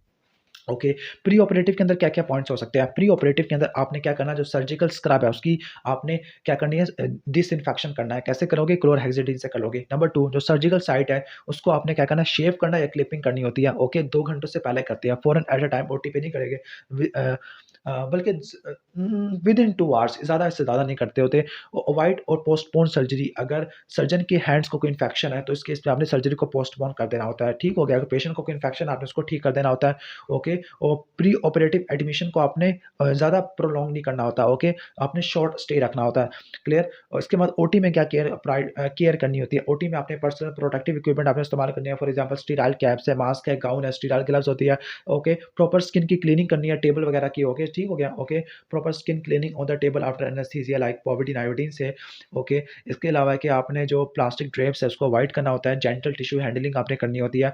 ओके, और वुंड को आपने खुला रखना होता है if it is severely contaminated. इसके बाद प्रोफाइलैक्टिक एंटीबायोटिक होती है। एंटीबायोटिक आपने ना ओके इंसिडेंट टाइम के क्लोजली आपने देनी होती है बिफोर इंडक्शन ऑफ एनेस्थीसिया। जो पोस्ट ऑपरेटिव एंटीबायोटिक 24 आवर्स तक देते होते हैं। ओके, जो प्रिवेंटिव सिस्टेमिक एंटीबायोटिक्स होती है नोजिया कोमिल इन्फेक्शन को प्रिवेंट नहीं करती होती। क्लियर? ठीक हो गया। अगर कोई लॉन्ग प्रोसीजर है 4 घंटों से ज़्यादा का है तो आपने एंटीबायोटिक दोबारा ऐड करनी होती है। इंक्रीमेंट ऑफ होस्ट डिफेंस, तो होस्ट डिफेंस को बढ़ाने के लिए हाइपरबारिक ऑक्सीजन थेरेपी देते होते हैं। बॉडी टेम्परेचर को मेंटेन करते होते हैं, क्योंकि अगर पेशेंट वार्मर होगा ना तो वो बैक्टीरिया को रेजिस्ट कर पाएगा। ब्लड ग्लूकोज लेवल को मॉनिटर करते हैं। तो क्या-क्या मैनेजमेंट है, प्री ऑपरेटिव है, ओटी में क्या कैसे केयर करेंगे, प्रोफाइलैक्टिक एंटीबायोटिक है और होस्ट डिफेंस को इंप्रूव कैसे करेंगे। ओके, इसके बाद है कि वुंड की क्या टाइप्स होती है। क्लीन क्लीन कंटामिनेटेड, कंटामिनेटेड और डर्टी वुंड होता है। Most common cause of hospital acquired infection तो यूटीआई की वजह से होता है। There is no need for prophylactic antibiotic in clean surgery. अगर क्लीन सर्जरी करें तो कोई प्रोफाइलैक्टिक एंटीबायोटिक की जरूरत नहीं है अनलेस एंड अंटिल कोई प्रोस्थेसिस आपने यूज किया होता है। इसके बाद वो कौन-कौन से फैक्टर्स होते हैं जो कि वुंड इन्फेक्शन को डिटरमिन करते होते हैं। नंबर 1, होस्ट का रिस्पॉन्स क्या है। नंबर 2, जो बैक्टीरिया है उसकी विरुलेंसी या इनोकुलम क्या है। नंबर 3, ओके, जो टिश्यू है उसकी वास्कुलरिटी या हेल्थ कैसी है। नंबर 4, कोई डेड या फॉरेन टिश्यू तो नहीं है। ओके, और presence of antibiotic during decisive period होता है। डिसेसिव पीरियड जिसमें बैक्टीरिया मल्टीप्लाई करते होते हैं। लास्ट में क्या होता है, इम्यून स्टेटस और न्यूट्रिशनल असेसमेंट। ये होस्ट के फैक्टर्स होते हैं जो कि वुंड इन्फेक्शन को डिटरमिन करते होते हैं। सर्जिकल साइट इन्फेक्शन ये क्या होता है, विद इन द 30 डेज या 1 ईयर अगर कोई इम्प्लांट वगैरह इस्तेमाल किया होता है। Clear? In treatment of wound infection, तो वुंड इन्फेक्शन का क्या ट्रीटमेंट होता है, इसमें आपने क्या करना होता है, इनिशियली आपने बैंडेज को रिमूव करना होता है। वुंड की साइड को आपने एग्जामिन करना होता है। तमाम रिस्क फैक्टर को आपने रिमूव करना होता है जो कि वुंड के इन्फेक्शन करा देते होते हैं। For example diabetes, malnutrition, obesity, steroid, immunosuppression, ये सारे आ जाते होते हैं। वुंड को आपने धोना होता है नॉर्मल सलाइन से। ओके, और स्यूचर को रिमूव कर देना टू ड्रेन एनी पस है। और सब्सिक्वेंट मैनेजमेंट क्या होती है, आईवी लाइन लगाई, आईवी एंटीबायोटिक दी, वुंड को आपने वॉश किया विद एंटीसेप्टिक सोप और नॉर्मल सलाइन से। ओके, वुंड को एस्पिरेट किया, कोई एक भी काम का पॉइंट नहीं है, मेरा तो दिमाग खराब हो गया, कोई एक भी काम का पॉइंट नहीं है इसमें। Wound wound wound wound wound. Okay. अच्छा, factor increasing risk of SSI, surgical site infection. तो सर्जिकल साइट इन्फेक्शन को बढ़ाने के लिए कौन कौन से होते हैं? मेन रट्टा मार लो, माल नरिशमेंट है, ओबेसिटी, डायबिटीज है, या कोई मेटाबॉलिक डिजीज है, या फिर उसकी इम्यूनिटी खत्म हो चुकी है, इम्यूनो सप्रेशन है, क्लियर, स्टीरॉइड वगैरह इस्तेमाल कर रहा है, या पुअर परफ्यूजन है, ये सारे रिस्क फैक्टर होते हैं। सॉरी, आप अपनी तरफ से भी लिख सकते हो। ओके। वुंड इन्फेक्शन की आप स्कोरिंग करनी है, दो तरह के सिस्टम यूज करते हैं, साउथहैम्पटन ग्रेडिंग सिस्टम, और लास्ट में आएगा ए सेप्सिस वुंड स्कोर सिस्टम आ जाता है। सर्जिकल साइट इन्फेक्शन वो इन्फेक्शन होता है जो कि सर्जरी वाली साइट पे देखने को मिलता है विद इन द 30 डेज या 1 ईयर। ओके, अगर इम्प्लांट वगैरह इस्तेमाल किया होता है। 3 तरह का होता है, सुपरफिशियल होता है, डीप होता है, और ऑर्गन स्पेसिफिक आपको देखने को मिलता है। और रट्टा मार लेना, सांस लेकर 10 दिन पे आपको सुपुरेशन देखने को मिलता है, यानी जो एब्सेस होती है वो सांस लेकर 10 दिन पे बनती है, और सेलुलाइटिस होता है वो स्ट्रेप्टोकोकस पायोजिन की वजह से होता है, वो 3 से लेकर 4 दिन पे जाके बनता होता है। ओके। अच्छा, अब देखो क्वेश्चन नंबर 7 में अपेंडेक्टमी हुई है और वुंड का इन्फेक्शन हो गया। अपेंडेक्टमी है, वुंड का इन्फेक्शन है। ओके, और अब इलेक्टिव सर्जरी की है तो ये क्लीन कंटामिनेटेड वुंड आ जाएगा। क्लियर। इसके बाद हम नेक्स्ट आगे आ जाते हैं। ओके, ऑर्गेनिज्म कौन से होते हैं सर्जिकल साइट इन्फेक्शन के अंदर? स्टेफिलोकोकस ऑरियस है, स्ट्रेप्टोकोकस है, क्लोस्ट्रीडियम आ जाएगा, बैक्टीरियोइड आ जाते हैं। ओके, डेफिनेशन सबसे पहला है सिस्टमिक इन्फ्लेमेटरी रिस्पांस सिंड्रोम। 4 में से 2 चीज़ें चाहिए। 4 चीज़ें कौन सी होती है? नंबर 1 पल्स 90 से ज़्यादा होना, नंबर 2 रिस्पिरेटरी रेट 20 से ज़्यादा होना, या जो CO2 होता है ना वो 3.2 से या ऐसा कुछ था, कम हो जाना, 32 से कम हो जाना मेनली। ठीक है। रिस्पिरेटरी रेट क्या होना? 20 से ज़्यादा होना, पल्स रेट 90 से ज़्यादा होना, टेम्परेचर, ओके, टेम्परेचर 36 से कम हो या 38 से ज़्यादा हो, या WBC 4 से कम हो या 12 से ज़्यादा हो। क्लियर। तो ये सिर्स होता है। 2 में से 4 भी मिल जाए तो वो सिस्टमिक इन्फ्लेमेटरी रिस्पांस सिंड्रोम होता है। अब इसके साथ अगर कहने का मतलब है इसका जो इफेक्ट होता है सिस्टमैटिकली उसको बोलते हैं मल्टी ऑर्गन डिसफंक्शन सिंड्रोम, और इसके एंड पॉइंट को क्या बोलते हैं? Multi systemic organ failure. Clear. Sepsis कब लेबल करते हैं? जब इन्फेक्शन का फोकस मिल जाता है। सीवियर सेप्सिस कब लेबल करते हैं? जब हाइपोटेंशन होता है। ओके, जो कि रिफ्रैक्टरी होता है to the fluid therapy. Septic shock में क्या होता है? फ्लूइड थेरेपी को नहीं, जो सीवियर सेप्सिस में फ्लूइड थेरेपी को रिस्पॉन्ड कर जाता है, सेप्टिक शॉक में फ्लूइड थेरेपी को रिस्पॉन्ड नहीं करता होता। मल्टी ऑर्गन डिसफंक्शन सिंड्रोम क्या है? सिल्स होता है ना, सिस्टमिक इन्फ्लेमेटरी रिस्पॉन्स सिंड्रोम, इसका सिस्टमिक इफेक्ट है, और एंड पॉइंट को क्या बोलते हैं? मल्टी सिस्टमिक ऑर्गन फेल्योर है। अब वुंड की स्कोरिंग वगैरह करते हैं दो तरह के सिस्टम से, ए सेप्सिस वुंड स्कोर, दूसरा साउथहैम्पटन में आता है। ए सेप्सिस में ए से होता है एडिशनल ट्रीटमेंट है, एस से सीरियस डिस्चार्ज है, ओके, ई से एरिथीमा आ जाता है, पी से प्रूलेंट एक्सुडेट आ जाएगा। ओके, एक और ऐसा आ जाएगा like separation of deep tissues है, आई से isolation of bacteria from the wound है, और एक और ऐसे क्या हो जाएगा? स्टे फॉर 14 डेज है।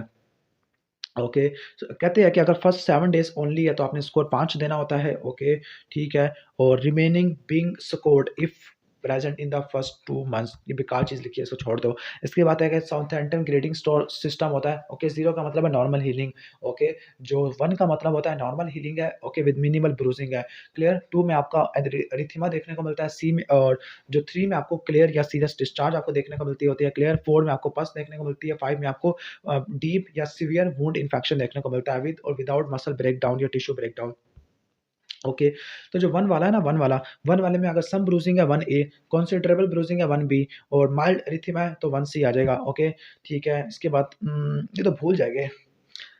2A, ए का मतलब एक पार्टिकुलर पॉइंट है, 2B अराउंड द स्ट्रक्चर है, 2C अराउंड द वुंड है, और 2D क्या होगा? अराउंड द, इसको छोड़ ही देते हैं क्योंकि भूल जाना है।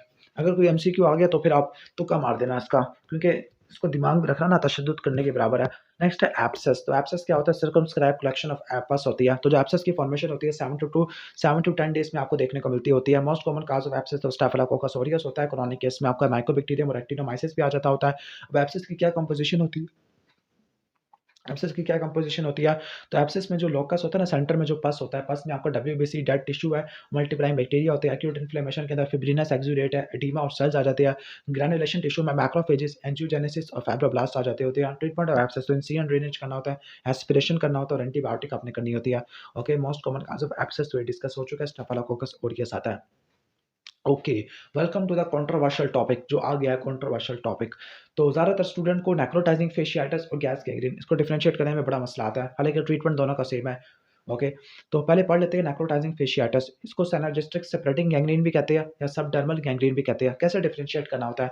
अब जो तीनों सिनेरियो है ना यूएचएस के, इसमें ये हिस्ट्री मिलती है, तीनों सिनेरियो में पेशेंट डायबिटिक है। ओके, यानी नेक्रोटाइजिंग फेशियाटिस में पेशेंट डायबिटिक होता है, इम्यूनो कॉम्प्रोमाइज्ड होता है। क्लियर। और कोई सर्जरी हुई होगी पेशेंट की, लाइक एब्डोमिनोप्लास्टी, कोई सर्जरी हुई है 1 हफ्ता पहले, 2 हफ्ता पहले, उधर सर्जरी के बाद पेशेंट को बुखार होना शुरू हो गया है, ब्लैकिश डिस्कलरेशन आपको देखने को मिल रही है, ब्लिस्टर्स आपको देखने को मिल रही है। लाइक ना जो उसकी क्लिनिकली डायग्नोस्टिक स्टेजेस हैं वो 3 होती है। 1 के अंदर आपको इन्फ्लेमेशन की चीज़ें मिल रही है, like fever, erythema, oedema, warmth, tenderness. 2 में ब्लिस्टर्स और बुल्ले आ रहे हैं। स्टेज 3 में आपको क्रेपिटस, टिश्यू की नेक्रोसिस या हेमरेजिक बुल्ले आपको देखने को मिल रही है। ओके, अगर डिस्कलरेशन एडीमा मिल रहा है तो वह नेक्रोटाइजिंग फेशियाटिस को इंडिकेट करता होता है। तो नेक्रोटाइजिंग फेशियाटिस होता है ना, ये पॉलीमाइक्रोबियल साइनोजेस्टिक इन्फेक्शन की वजह से ज़्यादातर देखने को मिलता होता है। अगर ये एब्डोमेन की वॉल को इन्वॉल्व करे तो ये मिलेनी गैंग्रीन होता है। अगर स्क्रोटम को इन्वॉल्व करे तो ये फॉन्डियस गैंग्रीन होता है। मोस्ट कॉमन काज ग्रुप एबिटा हेमोलिटिक स्ट्रेप्टोकोकाई होता है। इसके अलावा कोलीफॉर्म्स की वजह से, ई कोलाई की वजह से, स्ट्रेप्टोकोकाई या बैक्टीरियाइड्स की वजह से देखने को मिलता है।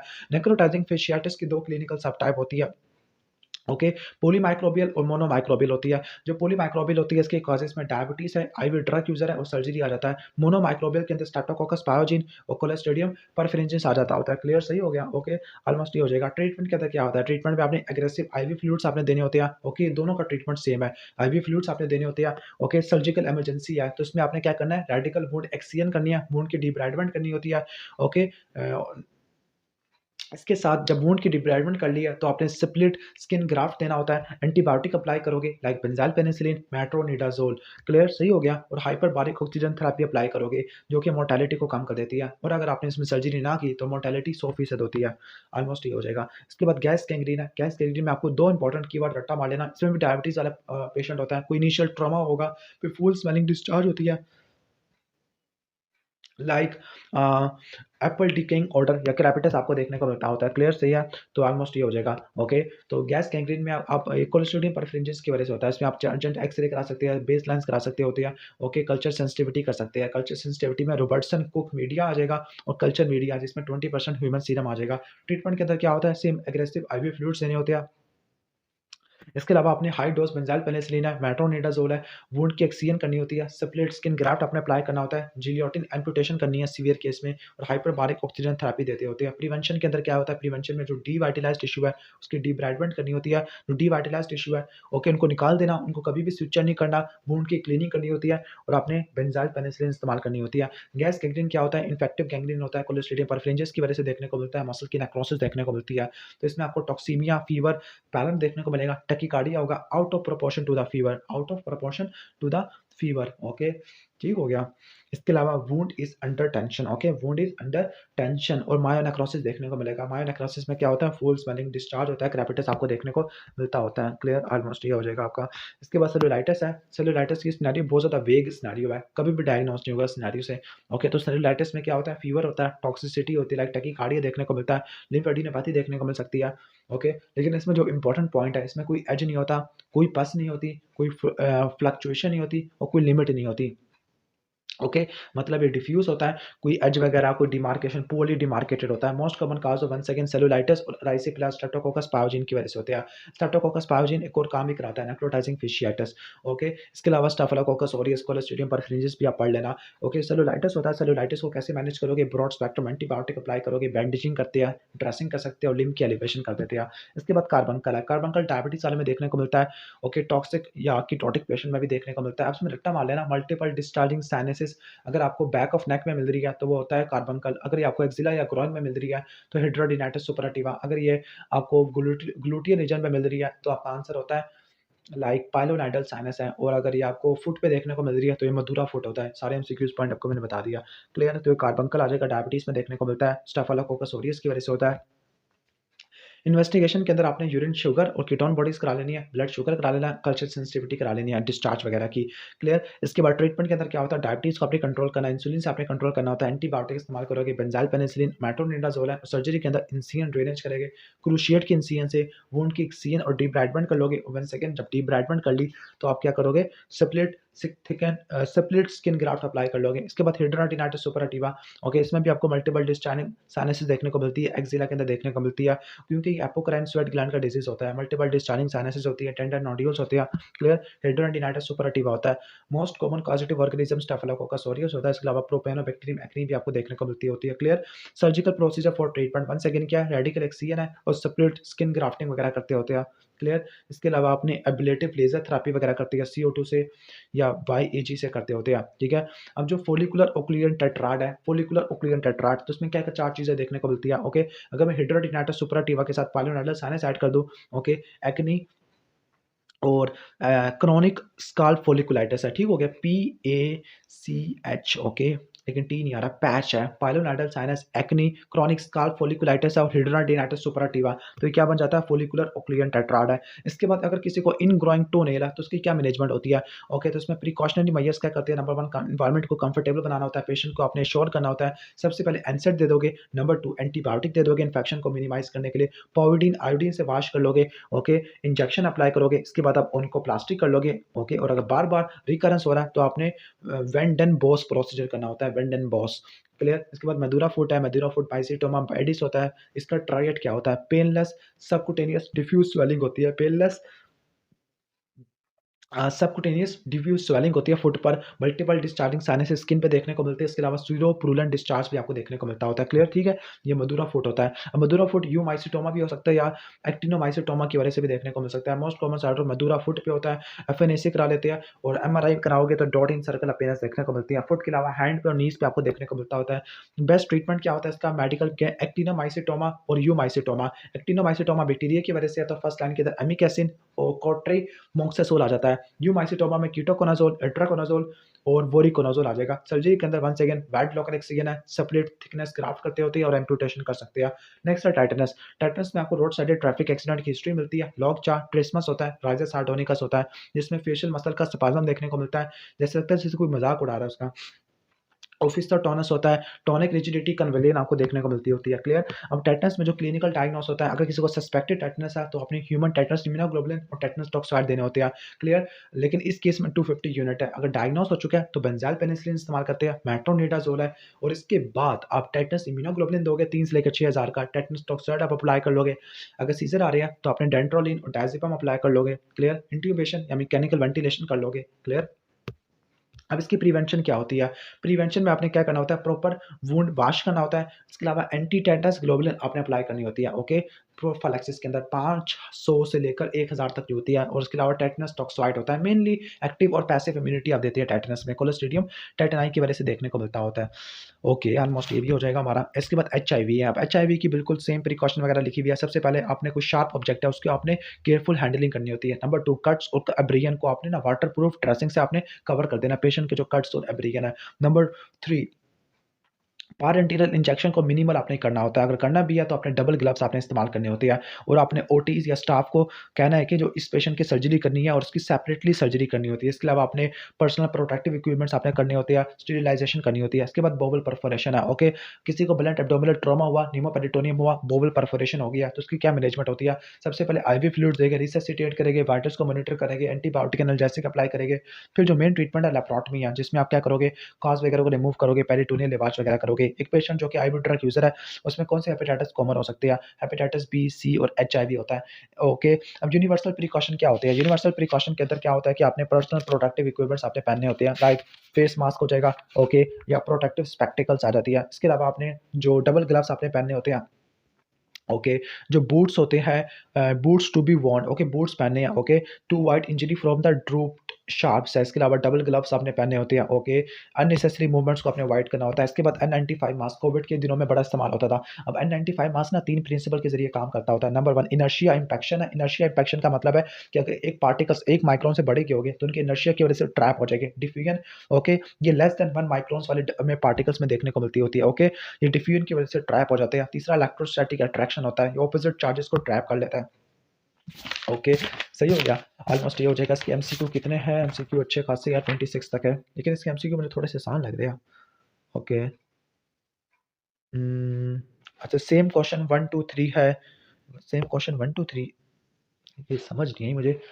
अच्छा 1 2 3 यानी अच्छा स्टेटमेंट सेम है, उसके 3 डिफरेंट क्वेश्चन बन रहे हैं, ओके। पढ़ लेते हैं फिर, ओके। 70 साल का हाइपरटेंसिव एस्थमेटिक मैन है जिसको who is receiving chemotherapy for chronic carcinoma, तो उसको क्या हो गया है, ओके, क्रोनिक कोलिसिस्टाइटिस हो गया, उसको प्री ऑपरेटिव हीमोग्लोबिन 12 है, okay.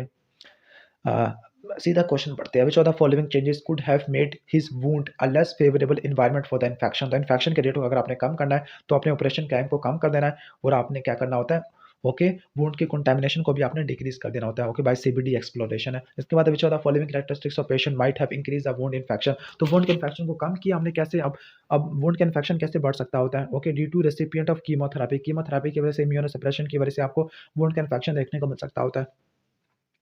Which of the following changes in the care of this patient can decrease the chances of post operative wound infection? कि अगर आपने पोस्ट ऑपरेटिव wound infection को okay कम करना, तो आपने यूटीआई वगैरह को ठीक करना सर्जरी से पहले, क्योंकि हॉस्पिटल एक्वायर्ड इन्फेक्शन ये ज़्यादा कॉमन होते हैं। इसके बाद ड्यूरिंग एंडोस्कोपी, ओके, एंडोस्कोपी की जो है ना स्टीरिलाइजेशन 2% ग्लूटाल्डिहाइड से करते होते हैं, ओके, ये टीबी और स्पोर्ट्स के लिए होती है। क्वेश्चन नंबर 5 में चलते होते हैं, एक पेशेंट जो कि इमरजेंसी में आया with pain and inflammation at the ball of left foot है, ओके, और रेड स्ट्रीक्स जा रही है inner aspect of the leg पे है, ओके, सही हो गया। इसके अलावा he remembered removing wood splinter from the, okay, sole of the foot from the previous day, okay. तो कौन सी एंटीबायोटिक वगैरह देनी होगी आपने, लाइक यहाँ पे ऑर्गेनिज्म स्टेफिलोकोकस हो रही है सर, तो यहाँ पे मेन एंटीबायोटिक आपने देनी है वो है पेनिसिलिन आपने देनी होती है।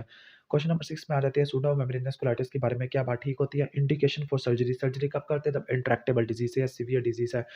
क्वेश्चन नंबर 7 के अंदर आ जाते हैं, एक पेशेंट है प्रोफेसर है जिसकी इमरजेंसी कोलिसिस्टेक्टमी हुई है, थर्ड डे पे फीवर और पेन आना शुरू हो गया, और एग्जामिनेशन में पता लगा उसमें पस वगैरह भी आ गई है, ठीक हो गया, ओके। तो most likely organism involve in this case, तो हॉस्पिटल के अंदर जो मोस्ट कॉमन काज होता है स्टेफिलोकोकस या स्ट्रेप्टोकोकस की वजह से होता है। यहाँ पे बेस्ट ऑप्शन क्या होगा, स्ट्रेप्टोकोकस फेसालिस है। नेक्स्ट आगे चलते होते हैं, ओके।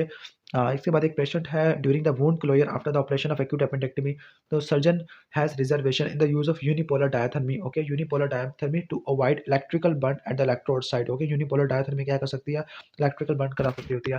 क्वेश्चन नंबर 9 के अंदर चलते हैं, on receiving a drug addict with diabetic gangrene है, ओके, तो कौन सा सीरोलॉजिकल टेस्ट करा लोगे, आईवी ड्रग यूजर में हेपेटाइटिस बी, सी और एचआईवी वगैरह करा लोगे। क्वेश्चन नंबर 10 के अंदर स्वेलिंग इन द माउथ है जो कि टंग को लिफ्ट कर रही है, ऑपोजिट साइड में मूव कर रही है, ओके, ठीक है, स्मूथ बल्ज है, तो ये क्या है, रेनुला है, ठीक हो गया, okay. Sublingual swelling, sublingual gland के मसला आपको देखने को मिलता है। क्वेश्चन नंबर 11 के अंदर एक पेशेंट है जिसको डिस्कम्फर्ट एक्जिला में देखने को मिलता है due to frequent pain on off pus discharge है, मल्टीपल साइनसेस एक्जिला के अंदर है, तो हेड्रोनियाइटिस सुपराटिवा होता है, स्टेफिलोकोकस ऑरियस की वजह से होता है, ओके। इसकी बात है कि अगर आपने इन्फेक्शन रेट को कम करना तो क्या कर सकते हैं, इसमें से बेस्ट क्या होगा, okay, sterilization of surgical instrument आ जाता होता है। For sterilization in hot air oven है, तो हॉट एयर ओवन लाइक आप नाइफ और स्मॉल सीजर वगैरह के लिए करते होते हैं, ओके, हॉट एयर ओवन। इसके बाद क्वेश्चन नंबर 14 है, ओके, सही हो गया। क्वेश्चन नंबर 14 है कि कहते हैं कि एब्डोमिनल वुंड को एक instructing the junior about the closure of abdominal wound in case of peritonitis, surgeon कहता है कि वुंड को खुला छोड़ दो ताकि वुंड को ड्रेन कर सके, ताकि वुंड का इन्फेक्शन कम से कम हो। हीलिंग बाय सेकेंडरी इंटेंशन कर रहा है, बल्कि टर्शियरी इंटेंशन कर रहा है, ओके, अगर वुंड की एजेस अप्रोक्सीमेट नहीं हुए। इसके बाद नेक्स्ट नेक्स्ट हम आगे आ जाते हैं, एक पेशेंट जिसको एक्सटेंसिव नेक्रोसिस ऑफ सक्रोटम है, extensive necrosis of सक्रोटम, that means ये फोनियर गैंग्रीन है, क्लियर। तो मेन लाइन ऑफ मैनेजमेंट क्या होगा, डिब्राइडमेंट करनी है, ग्राफ्टिंग वगैरह, लेकिन स्क्रोटम की क्या ग्राफ्टिंग लोगे, ठीक हो गया। तो मेन क्या डिब्राइडमेंट आपने करनी है, फुल थिकनेस एक्सीन आपने करनी होती है। इसके बाद नेक्स्ट है कि एक पेशेंट जिसको डिफरेंट कोमॉर्बिडिटीज थी, ओके, ओपन कोलिसिस्टेक्टमी है, तो सबसे ज़्यादा जो कोमॉर्बिडिटीज होती है ओबेसिटी की वजह से आपको देखने को मिलती होती है। क्वेश्चन नंबर 17 है, while dealing with the wound infection occurring after the laparotomy for the typhoid perforation है, ओके, ठीक हो गया। तो इसके बारे में क्या बात ठीक है, बॉडी डिफेंस को 4 घंटे लगते होते हैं टू बी मोबिलाइज है। क्वेश्चन नंबर 18 पे चलते होते हैं, रोड ट्रैफिक एक्सीडेंट है, नेक्रोटाइजिंग फेशियाटिस क्या होता है, सिनर्जिस्टिक स्प्रेडिंग गैंग्रीन होता है। क्वेश्चन नंबर 19 में चलते हैं, एक पेशेंट को टेटनस का इन्फेक्शन हो गया, वार्ड में एडमिटेड है, फॉलोइंग द कन्वर्जन है, जो डिजीज होता है ना, ओके, क्लोस्ट्रीडियम टेटनाई की वजह से देखने को मिलता है, और ये टॉक्सिन्स प्रोड्यूस करता है जो कि सीएनएस को डैमेज कर देते होते हैं। नेक्स्ट है कि सिफिलिस होता है, सिफिलिस एंड आर्टेराइटिस ओब्लिटरन वगैरह करा देता होता है। एक पेशेंट जिसको multiple in large lymph nodes की टीबी है, ओके, तो टीबी में लिम्फ नोड्स मैटेड आपको देखने को मिलते हैं। इनिशियली लिम्फ नोड्स आपको लिम्फेडिनाइटिस होता है, फिर मैटेड लिम्फ नोड्स आपको देखने को मिलते हैं, फिर कोल्ड एब्सेस होती है, कोलेस्ट्रेड एब्सेस होती है, फिर साइनस की फॉर्मेशन देखने को मिलती होती है। Bacteroides fragilis has been cultured from the wound, okay, तो बैक्टीरियल फ्लैजेलस के बारे में क्या बात ठीक है, it is sensitive to the imidazole, okay, metronidazole से सेंसिटिव होते हैं, ओके। इसके बाद नेक्स्ट है कि एक पेशेंट है, okay, while making protocol of antibiotic therapy के पेशेंट जिसके तो प्रोफाइलेक्सिस किस केस में देगा, किसी की कोलिसिस्टेक्टमी हुई है ना, पेशेंट और क्रॉनिक कोलिसिस्टाइटिस, ओके, तो इस केस में आपने प्रोफाइलेक्सिस देनी होती है एंटीबायोटिक की। इसके बाद superficial grace on his face है और ऐसे ब्लास हो गया जिसकी वजह से रेडनेस है, अभी जो कंडीशन होती है सुपरफिशियल लिम्फेटिक्स को इन्वॉल्व करती है, सुपरफिशियल डर्मिस को लिम्फेटिक को इन्वॉल्व करती होती है। नेक्स्ट चलती होती है, a young boy during an accident, उसको लैसिरेटेड वुंड लेफ्ट ग्रोइन पे है, ओके, लेफ्ट लोअर लिम्ब की स्वेलिंग और टेंडरनेस आपको देखने को मिल रही है। चाइल्ड टॉक्सिक भी या टैकीकार्डिक भी या गैस गेनिन को रूल आउट करने के लिए आपने एक्सरे और लिम्ब कराना होता है। इसके बाद नेक्स्ट आगे चलते होते हैं। क्वेश्चन नंबर 26 है। ओके, 60 ईयर ओल्ड लेडी है। ओके, 60 ईयर ओल्ड लेडी जिसको पायोजेनिक लीवर एब्सेस है, राइट लोब में है। ओके, तो उसकी क्या कॉम्प्लिकेशन देखने को मिल सकती होती है? अच्छा, वैसे यहाँ पे उमेबियासिस क्यूटिस हो गया, तो ये कंडीशन होती है, ये क्रॉनिक डिस्चार्जिंग साइनस करवा देती होती है। ओके, सही है। Science of gas gangrene, gas gangrene मायोनेक्रोसिस की वजह से होता है। इसमें स्किन की डिस्कलरेशन होता है। ओके, और क्रेपिटस आपको देखने को मिल सकता है। और क्या मिलता है? फूल स्मेलिंग डिस्चार्ज आपको देखने को मिलता है। एडमिनिस्ट्रेशन ऑफ टीआईजी, तो ओके, जो टेटनस वैक्सीन की हुई है, ओके, वुंड को क्लीन करना है, कब देते हैं टेटनस इम्यूनोग्लोबुलिन्स? ओके, जब वैक्सीन लास्ट 10 ईयर्स में नहीं लगी हुई, इस केस में देते होते हैं। ओके, वुंड को आपने क्लीन करना होता है। Causative agent of gas gangrene के क्लोस्ट्रिडियम परफरेंजिस होता है। सर्जिकल स्क्रब, इसकी आप कैसे करोगे? स्टरलाइजेशन या डिसइंफेक्शन पायोडीन से करोगे या क्लोरहेक्सिडीन से करते होते हैं। Treatment of collar stud abscess, cause of collar stud abscess, ये टीबी में देखने को मिलती है। जो कि कॉलर स्टड साइनस वगैरह अल्सर आपको देखने को मिलता है क्रॉन्स में। ट्रीटमेंट ऑफ नेक्रोटाइजिंग फेशियाटिस, इसमें अवॉइड डिब्राइडमेंट करनी है, एक्सटेंसिव डिब्राइडमेंट आपने करनी होती है, सेपरेट थिकनेस ग्राफ्टिंग देनी होती है, एंटीबायोटिक कवर देना है, बेंजाइल पेनिसिलिन का, मेट्रोनिडाजोल का। Okay, treatment of prick to the staff by the HIV है। ओके, ठीक है, तो एंटी रिट्रोवायरल ड्रग देनी है और आपने रिपोर्ट करना होता है। Treatment of first stage of carbuncle, तो आपने सिर्फ एंटीबायोटिक देनी है। स्टेज 2 एंड 3 में आप क्रूशियन सीएन वगैरह अप्लाई करते होते हैं। Why antibiotic are use before thyroidectomy, डिसीसी पीरियड को कवर करने के लिए देते होते हैं। हाई ग्रेड फीवर है, ब्लडी डायरिया और हिस्ट्री ऑफ ट्रैवलिंग डिसीज है, तो अमेबिक लिवर एब्सेस होता है। SOPs in case of handling of hepatitis B, C और एचआईवी, तो आपने डबल ग्लव्स पहने होते हैं। टाइफाइड टर्मिनल आइलम को उड़ा देता है। ऑल सिस्टम इन्वॉल्व है। हाइपोटेंशन आपको देखने को मिल रहा है। टेकीकार्डिया और लो पल्स है, तो ये मल्टी ऑर्गन डिसफंक्शन सिंड्रोम होता है। अगर सिस्टम फेल होना शुरू हो जाए तो वो मल्टी सिस्टमिक ऑर्गन फेलियर होता है। मैनेजमेंट आफ्टर हर्नी और एफी में कोई एंटीबायोटिक इस्तेमाल करने की जरूरत नहीं है क्योंकि क्लीन वुंड होता है, अनलेस एंड अनटिल कोई प्रोसेस नहीं है। Best treatment for necrotizing fasciitis after wound management, तो आपने हाइपरबारिक ऑक्सीजन थेरेपी देनी है वुंड की मैनेजमेंट के बाद, लाइक डिब्राइडमेंट कर ली, सेपरेट थिकनेस ग्राफ्टिंग आपने करनी होती है। ओके, डायबिटिक पेशेंट है जिसको फुल स्मेलिंग डिस्चार्ज और क्रेपिटस है, तो नेक्रोटाइजिंग फेशियाटिस होता है। Okay, patient develop fever 6 days after the surgery, तो ये वुंड इन्फेक्शन वगैरह हो जाएगा। Okay, like surgical site wound infection वगैरह आपको देखने को मिल सकता है। Science of intestinal obstruction on CT scan after the treatment of perforation. Okay, typhoid की परफोरेशन है, उसको ठीक किया था, तो एडहियन की वजह से इंटेस्टाइनल ऑब्स्ट्रक्शन आपको देखने को मिल सकती होती है। ओके, इंसियन ड्रेनेज के बाद आप क्या करते हैं? एब्सेस में आप कल्चर सेंसिटिविटी वगैरह करा लेते होते हैं। एंटीबायोटिक कितनी देनी होती है? Precaution in case of HIV patient, HIV, hepatitis B और सी, इनमें आप डबल ग्लव्स वगैरह पहनते होते हैं। Best preventive measure for doctors और nurses to prevent HIV transmission, तो डबल ग्लव्स होती है। Cause of infection in a baby, दाई ने डिलीवर किया है, ओके, और गाँव का डंग इस्तेमाल कर लिया, तो ये क्लोस्ट्रिडियम टेटिनाई का इन्फेक्शन हो सकता है। मैनेजमेंट ऑफ नेक्रोटाइजिंग फेशियाटिस, तो वाइड एक्सीजन देना होता है, एंटीबायोटिक का कवर देना होता है। Okay, management for right sided neck mass with chronic cough है, तो एटीटी की मेडिकेशन देनी होती है। Best and safest chemical to clean site of the surgery, जिस जगह की सर्जरी करनी है उसको क्लीन करने के लिए पॉविडीन आयोडीन होता है। SOPs in case of hepatitis B, C और एचआईवी या तो डबल ग्लव्स आ जाते हैं। Management of necrotizing fasciitis, debridement करनी होती है, बायोप्सी करनी होती है, इसके अलावा एंटीबायोटिक का कवर देना होता है। Causative agent of gas gangrene, clostridium perfringens होता है। गैस गैंग्रीन के साइंस में क्या होते हैं? डिस्कलरेशन, एडीमा, क्रेपिटस होता है। Cause of collar stud abscess TB में देखने को मिलता है। लिम्फ नोड मैटेड होते हैं। ओके, डिस्कम्फर्ट एक्जिला में है, मल्टीपल डिस्चार्जिंग साइनसेस है, पेन टेंडरनेस है और पस की डिस्चार्ज है, तो ये हिड्राडिनाइटिस सुपराटिवा होता है। ओके, तो लास्ट चैप्टर है इस वीडियो का जो कि थोड़ा आसान सा चैप्टर है, वास्कुलर डिसऑर्डर। इसमें आर्टीरियल डिसऑर्डर है, वीनस डिसऑर्डर और लिम्फेटिक डिसऑर्डर होते हैं।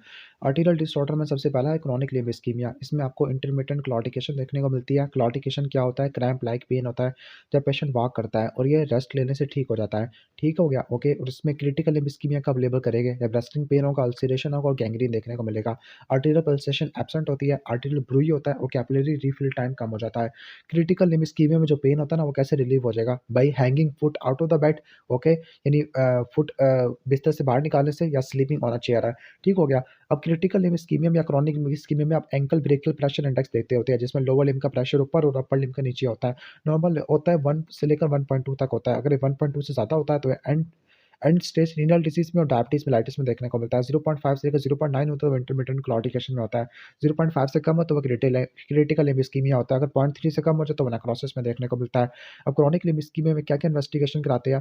पहले तो बेसलाइन लिखी हुई है, like CBC, ESR, CRP, RFT, LFT करा लेंगे। इसके अलावा PFT, pulmonary function test, ECG करा लोगे, इकोकार्डियोग्राफी करा लोगे हार्ट को देखने के लिए। स्पेसिफिक इन्वेस्टिगेशन के अंदर डुप्लेक्स अल्ट्रासाउंड है, डुप्लेक्स अल्ट्रासाउंड, डॉपलर अल्ट्रासाउंड होता है। इसके अलावा इन्वेस्टिगेशन ऑफ चॉइस एंजियोग्राफी होती है, डिजिटल सबट्रैक्शन एंजियोग्राफी या सिटी एंजियोग्राफी होती है। इसके अलावा आपने मॉडिफाइबल रिस्क फैक्टर को ठीक करना है, फॉर एग्जांपल स्मोकिंग सेसेशन को ठीक करना है, डायबिटीज़ को, हाइपरटेंशन को, हाइपरलिपिडीमिया को ठीक करना होता है। फार्माकोथेरेपी के अंदर आपने एंटी प्लेटलेट ड्रग आपने इस्तेमाल करनी है, फॉर एग्जांपल एस्पिरिन, क्लोपिडोग्रेल है। एंटी डायबिटिक ड्रग आपने इस्तेमाल करनी है, एंटी हाइपरटेंसिव ड्रग आपने इस्तेमाल करनी है, ओपिएड एनाल्जेसिक आपने इस्तेमाल करनी है, स्टैटिन्स आपने इस्तेमाल करनी होती है। एंडोस्कोपिक ट्रीटमेंट के अंदर एंजियोप्लास्टी करते हैं और स्टेंटिंग करते हैं शॉर्ट सेगमेंट डिजीज़ के अंदर। अगर लॉन्ग सेगमेंट का डिजीज़ है तो बाईपास आपने करना होता है, क्लियर? तो जो सर्जरी है उसमें आपका एंडार्टेरेक्टमी और बाईपास आ जाता था, अब बाईपास आ जाएगा। फॉर एग्जांपल अगर कोई सुपरफिशियल या प्रोफंडा फीमोरस की आर्टरी की ऑब्स्ट्रक्शन है, ओके, तो इस केस में आपने क्या-क्या करना होता है, क्लियर? सही हो गया? ओके, तो इस केस में आपने फेमोरोपोप्लिटियल बाईपास करते होते हैं, ओके, यानी फेमोरल को किससे जोड़ देते हैं, पोप्लिटियल बाईपास कर देते हैं, प्रोफंडोप्लास्टी कर देते हैं, एओर्टो बाइफीमोरल बाईपास या इलियोफीमोरल बाईपास होता है। एओर्टो बाइफीमोरल बाईपास में जो ग्राफ्ट इस्तेमाल होता है वो डेक्रियन का होता है, जबकि फेमोरोपोप्लिटियल के अंदर जो ग्राफ्ट इस्तेमाल होता है वो आपका होता है ऑटोलोगस ग्रेड सैपनस वेन का, क्लियर? ऑलमोस्ट ये हो जाएगा आपका। बाकी क्रोनिक लेम स्कीमा में आपको इंटरमिटेंट क्लॉटिकेशन देखने को मिलती है, क्रिटिकल लेम स्कीमा में रेस्टिंग पेन, अल्सरेशन, गैंग्रीन होता है, आर्टीरियल पल्सेशन एब्सेंट होती है, ब्रूई मिलता है और कैपिलरी रिफिल टाइम कम हो जाता होता है। अब जो ऑब्स्ट्रक्शन होती है ना डिफरेंट लेवल्स पे हो सकती है, फॉर एग्जांपल अगर अयोर्टो इलियक ऑब्स्ट्रक्शन होती है तो आपको क्लैडिकोशन मिलता है, एब्सेंस ऑफ फीमोरल पल्सेस मिलता है और इंपॉर्टेंस आपको देखने को मिलता है, और इस सिंड्रोम को बोलते हैं लैरेज सिंड्रोम, ठीक हो गया? अगर इलियक ऑब्स्ट्रक्शन है तो यूनिलैटरल पल्स मिलना बंद हो जाएगी, आपको ब्रूई मिलेगा इलियक रीजन पे, ठीक हो गया? क्लियर? क्लॉटिकेशन देखने को मिलती है। फेमोरोपोप्लिटियल में आपको फीमोरल पल्स पाल्पेबल होगी लेकिन डिस्टल पल्स आपको फील नहीं होगी, लाइक पोप्लिटियल पल्स फील नहीं होगी। डिस्टल के अंदर क्या होता है, फेमोरल भी फील हो रही है, पोप्लिटियल भी फील हो रही है, लेकिन डोर्सालिस पीडस और पोस्टीरियर टिबियल आर्टरी ये फील नहीं हो रही, क्लियर? ऑलमोस्ट ये भी हो जाएगा हमारा। ये तो आसान से चैप्टर ना, तो जल्दी-जल्दी हो जाएगा ये तो। इसके बाद हम स्टार्ट करते हैं acute limb ischaemia. Acute limb ischaemia में एमआई या एट्रियल फिब्रिलेशन की हिस्ट्री मिलती है और 6 पीस होते हैं, पेन, पैलर, पैरास्थीसिया, पोइकिलोथेरेमिया, पल्सलेसनेस और पैलर और पोइकिलोथर्मिया आपको देखने को मिलता है। What are the causes of acute arterial limb ischaemia? MI, atrial fibrillation, ischaemic heart disease की वजह से देखने को मिल सकता है, या थ्रोम्बोएम्बोलिज्म की वजह से भी हो सकता है। अब आपने इसमें आपने क्या करनी होती है, थ्रोम्बोलाइसिस या एम्बोलेक्टमी आपने करनी होती है। तो एम्बोलेक्टमी के क्या स्टेप होते हैं? सबसे पहले लोकल पे जीए देते हैं, फिर आपने आर्टरी को एक्सपोज़ करना होता है, फॉर एग्जांपल फेमोरल आर्टरी को एक्सपोज़ करना होता है जिसमें क्लॉट से जो कि क्लॉट से बल्जिंग है, और आपने उसको सिलास्टिक वेसल लूप से हेल्ड कर लेना है। फिर आपने क्या देना है, ट्रांसवर्स इंसिजन देना होता है, फिर आपने क्या करना है, क्लॉट को रिमूव करना है with the help of Fogarty catheter. अब फोगाटी कैथीटर में क्या होता है, जो बैलून की टिप होती है ना, आपने प्रोक्सिमली और डिस्टली आपने अप्लाई करनी है जब तक ये पूरा अच्छे से फिट ना आ जाए। फिर आपने बैलून को इन्फ्लेट करना होता है और कैथीटर को आपने ऐसा-ऐसा निकालना होता है, और आपने उस वक़्त तक ये प्रोसीजर करना है जब तक ब्लीडिंग ना हो जाए। फिर आपने एंजियोग्राम करना है at the end of the procedure, ये देखने के लिए कि जो डिस्टल लिम्ब का फ्लो है वो एस्टेब्लिश हो गया या नहीं हुआ। ओके, और पोस्ट ऑपरेटिव आपने हेपरिन की थेरेपी देनी होती है जब तक एंटीकोआगुलेशन वार्फिनिस एस्टेब्लिश ना हो जाए, क्लियर? ठीक हो गया? What are the causes of atrial fibrillation? ये तो आपका एम1 में सवाल आ चुका था। ये थायरोटॉक्सिकोसिस है, माइटल स्टेनोसिस और इस्केमिक हार्ट डिजीज़ है। अब example of arterial embolus with a clinical effect, for example brain है तो एमसी आर्टरी अफेक्टेड होती है तो वहाँ पे आपको ट्रांजिएंट इस्केमिक अटैक और स्ट्रोक मिल सकता होता है। रेटिना पे क्या होता है, एमायूरोसिस फ्यूगस है और परमानेंट ब्लाइंडनेस है, जो कि मेसेंटेरिक वेसल के अंदर गैंग्रीन हो सकता है या मेसेंटेरिक इस्कीमिया देखने को मिल सकता होता है, क्लियर? ठीक हो गया? आगे चलते होते हैं मैनेजमेंट के अंदर। सबसे पहले आपने पेन को रिलीव करना होता है। नंबर 2 आपने 5000 यूनिट देने हैं आईवी हेपरिन के। नंबर 3 एम्बोलेक्टमी कर सकते हैं या एंडोवास्कुलर थेरेपी कर सकते होते हैं। एंडोवास्कुलर थेरेपी में क्या होती है, इंट्रा आर्टेरियल थ्रोम्बोलाइसिस कर सकते हैं यूजिंग स्ट्रेप्टोकाइनेस या टीपीए कर सकते हैं, मैकेनिकल थ्रोम्बेक्टमी कर सकते हैं या एक्सेलरेटेड थ्रोम्बोलाइसिस है। इसके अलावा अपने हार्ट की कंडीशन को, एमआई को, एट्रियल फिब्रिलेशन को आपने ठीक करना होता है। ऑलमोस्ट हमारा एक्यूट लिम्ब इस्कीमिया फिनिश हो गया। इसके बाद कंपार्टमेंट सिंड्रोम होता है। कंपार्टमेंट सिंड्रोम में एक्यूट लिम्ब इस्कीमिया होता है with severe pain out of the proportion. Severe pain out of the proportion देखने को मिलता है, मसल की टाइटनेस देखने को मिलती है, pain on passive movement of limb देखने को मिलता है, इंटीरियर कंपार्टमेंट में आपको देखने को मिलता होता है, क्लियर? ठीक हो गया? तो कंपार्टमेंट सिंड्रोम की क्या मैनेजमेंट होती है? पहले तो जनरल मैनेजमेंट है सारे के, एंटीबायोटिक दे दिया, कैथेटराइजेशन कर दिया, आईवी फ्लूइड्स दे दिया, बल्कि आईवी फ्लूइड्स देते नहीं है, मैनिटोल या डायूरेटिक्स दे देके हाइपोबारिक ऑक्सीजन थेरेपी है। And the treatment of choice क्या है, लॉन्गिट्यूडिनल फेसियोटॉमी, और इसके अलावा एम्पुटेशन वगैरह कर सकते होते हैं। नेक्स्ट है वीनस डिसऑर्डर। तो वीनस में वेरिकोस वेन होती है। वेरिकोस वेन में आपको ड्रैगिंग पेन देखने को मिलता है, लेग्स में हैवीनेस होती है, नाइट टाइम क्रैम्प्स होता है, ओके, लोअर लिम्ब में एडिमा देखने को मिलता है, ओके। जो सिम्पटम होते हैं एलिवेशन या कंप्रेशन हॉज़री से रिलीव हो जाते हैं, सही हो गया? तो मेनली कीवर्ड्स क्या होता है, प्रोलॉन्ग स्टैंडिंग की वजह से आपको डायलेटेड टॉर्सियस वेन आपको देखने को मिल सकती है। वेरिकोस वेन होता है, वेरिकोस वेन में जो सर्जरी होती है, ओपन सर्जरी या फिर एडजंक्टिव सर्जरी है। ओपन सर्जरी में सैफना फीमोरल जंक्शन की ligation and the stripping of great saphenous vein, या फिर सैफना पेप्लोटिल जंक्शन की लाइगेशन और स्मॉल सैफनस वेन की स्ट्रिपिंग करते हैं, और एडजेंक्टिव सर्जरी के अंदर फ्लेबेक्टमी करते हैं और परफोरेटर की लाइगेशन करते होते हैं। What are the absolute contraindication to the surgery? तो वो क्या होती है? डीवीटी होती है। And other signs of varicose vein, तो वेरिकोस वेन में आपको फीलिंग ऑफ हैवीनेस देखने को मिलती है, क्रैम्पी पेन होता है, और स्किन की चेंजेस होती है। स्किन की चेंजेस क्या हो सकती है? पिगमेंटेशन, एक्जिमा, लाइपोडर्माटोसक्लेरोसिस, एट्रोफी ब्लैंची है, शैमियन बॉटल अपीयरेंस देखने को मिलती होती है। ओके, एंकल जॉइंट की मूवमेंट रिस्ट्रिक्टेड होती है, ब्लीडिंग देखने को मिलता है, कफ इंपल्स पॉजिटिव होता है, सैफनस वेरिक्स आपको देखने को मिलता है, सैफनोफिमोरल जंक्शन के ऊपर आपको वेरिकोसिटी आपको देखने को मिलती है, जो कि कफिंग पे प्रोमिनेंट हो जाती होती है। इसके अलावा इन्वेस्टिगेशन के अंदर डुप्लेक्स अल्ट्रासाउंड होता है, और एमआर वीनोग्राफी करा लेते हैं, कंप्रेशन या कॉन्ट्रास्ट वीनोग्राफी कर लेती होती है। वेरिकोस वेन में जो मोस्ट कॉमन सिम्पटम होता है वो डल एकिंग पेन होता है in the veins at the end of the day, okay, after the prolong standing. सही हो गया। इसके अलावा वेरिकोग्राफी और प्लेथिस्मोग्राफी भी कर सकते हैं। What is the management of varicose vein? तो वेरिकोस वेन में आपने क्या करना होता है? ओके, न्यूमैटिक कंप्रेशन करना होता है, इलास्टिक कंप्रेशन स्टॉकिंग पहनी होती है। इसके अलावा एंडोथर्मल एब्लेशन, एंडोथर्मल एब्लेशन में क्या करते होते हैं? एंडोवास्कुलर रिपेयर करते हैं, यानी एंडोवीनस लेजर एब्लेशन करते होते हैं, या रेडियो फ्रीक्वेंसी एब्लेशन करते होते हैं। और नॉन एंडोथर्मल के अंदर स्क्लेरोथेरेपी करते होते हैं। और ओपन सर्जरी में सैफ्रोफिमोरल जंक्शन लाइगेशन है, वो ग्रेट सैफरस वेन की स्ट्रिपिंग है, और सैफनोपोप्टेटिकल जंक्शन की लाइगेशन में स्मॉल सैफरस वेन की स्ट्रिपिंग करनी होती है। इसके अलावा फ्लेबेक्टमी भी कर सकते हैं। अब जो वेरिकोस वेन होता है, वेरिकोस वेन की जो कुछ क्लासिफिकेशन होती है, फॉर एग्जांपल CEAP क्लासिफिकेशन होती है। सी से क्या होती है? क्लिनिकल क्लासिफिकेशन होती है। ई से etiological है। ए से क्या होता है कि एनाटॉमिकल होती है, और पी से आपको पैथोफिजियोलॉजिकल होती है। ओके, क्लिनिकल वाली सबसे इंपॉर्टेंट होती है। ओके, लाइक C0 का मतलब है कोई वेरिकोस वेन है, C1 का मतलब है टेलेंजेक्टेसिया, या फिर कोई रेटिकुलर वेन्स है लाइक 1 से लेकर 3 मिलीमीटर की। ओके, और C2 का मतलब है वेरिकोस वेन 3 मिलीमीटर से ऊपर की होती है। C3 का मतलब है oedema without skin changes. C4 में आपको स्किन की चेंजेस भी देखने को मिलती है, लाइक C4 में पिगमेंटेशन, एक्जिमा, और C4b में क्या होता है? लाइपोडर्माटोसक्लेरोसिस और एट्रोफी ब्लांचिया। C5 में हील्ड अल्सरेशन, और C6 में आपको एक्टिव अल्सरेशन देखने को मिलती है। एटियोलॉजिकल क्लासिफिकेशन में आपको कौन-कौन सी होती है? ओके, लाइक कॉन्जेनाइटल हो सकता है, प्राइमरी और सेकेंडरी हो सकता है। एनाटॉमिकल के अंदर क्या हो सकता है? सुपरफिशियल, डीप है, और पैथोफिजियोलॉजिकल में आपका रिफ्लक्स है, ऑब्स्ट्रक्टिव, ये आपको देखने को मिलता होता है। ओके, इसके बाद वेरिकोस वेन की कुछ रीजनल क्लासिफिकेशन होती है। रीजनल में like great saphenous vein medial thigh पे देखने को मिलती है, small saphenous vein posterior lateral calf में होती है।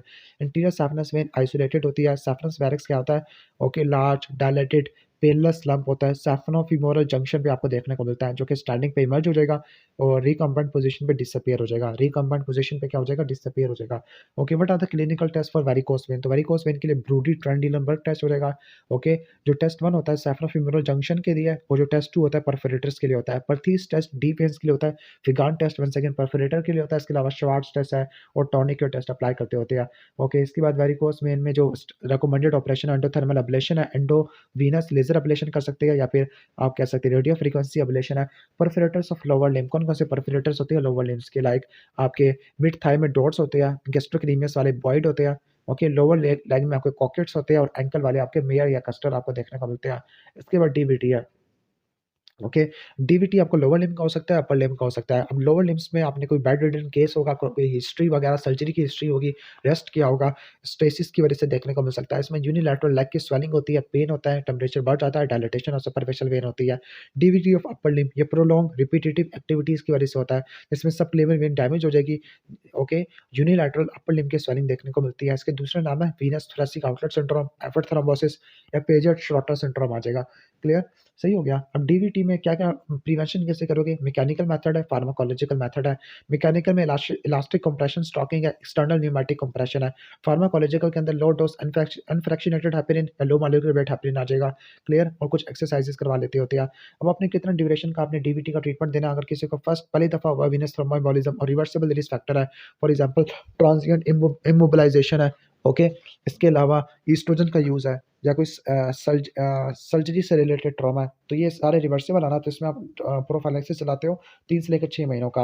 अब 6 महीनों की कब चलाओगे? जब फर्स्ट इडियोपैथिक हुआ है, और अगर इरिवर्सिबल रिस्क फैक्टर है, फॉर एग्जांपल कैंसर है जिसको आप रिवर्स नहीं कर सकते, या हाइपर कोआगुलेबल स्टेट है, तो इसमें 12 महीनों से लेकर सारी ज़िंदगी के लिए भी आपने देना होता है। बाकी फिर प्रोफाइलैक्सिस के लिए आपको बता दिया कि मैकेनिकल में इलास्टिक कंप्रेशन स्टॉकिंग देते होते हैं, या न्यूमैटिक कंप्रेशन वगैरह देते होते हैं। क्लियर?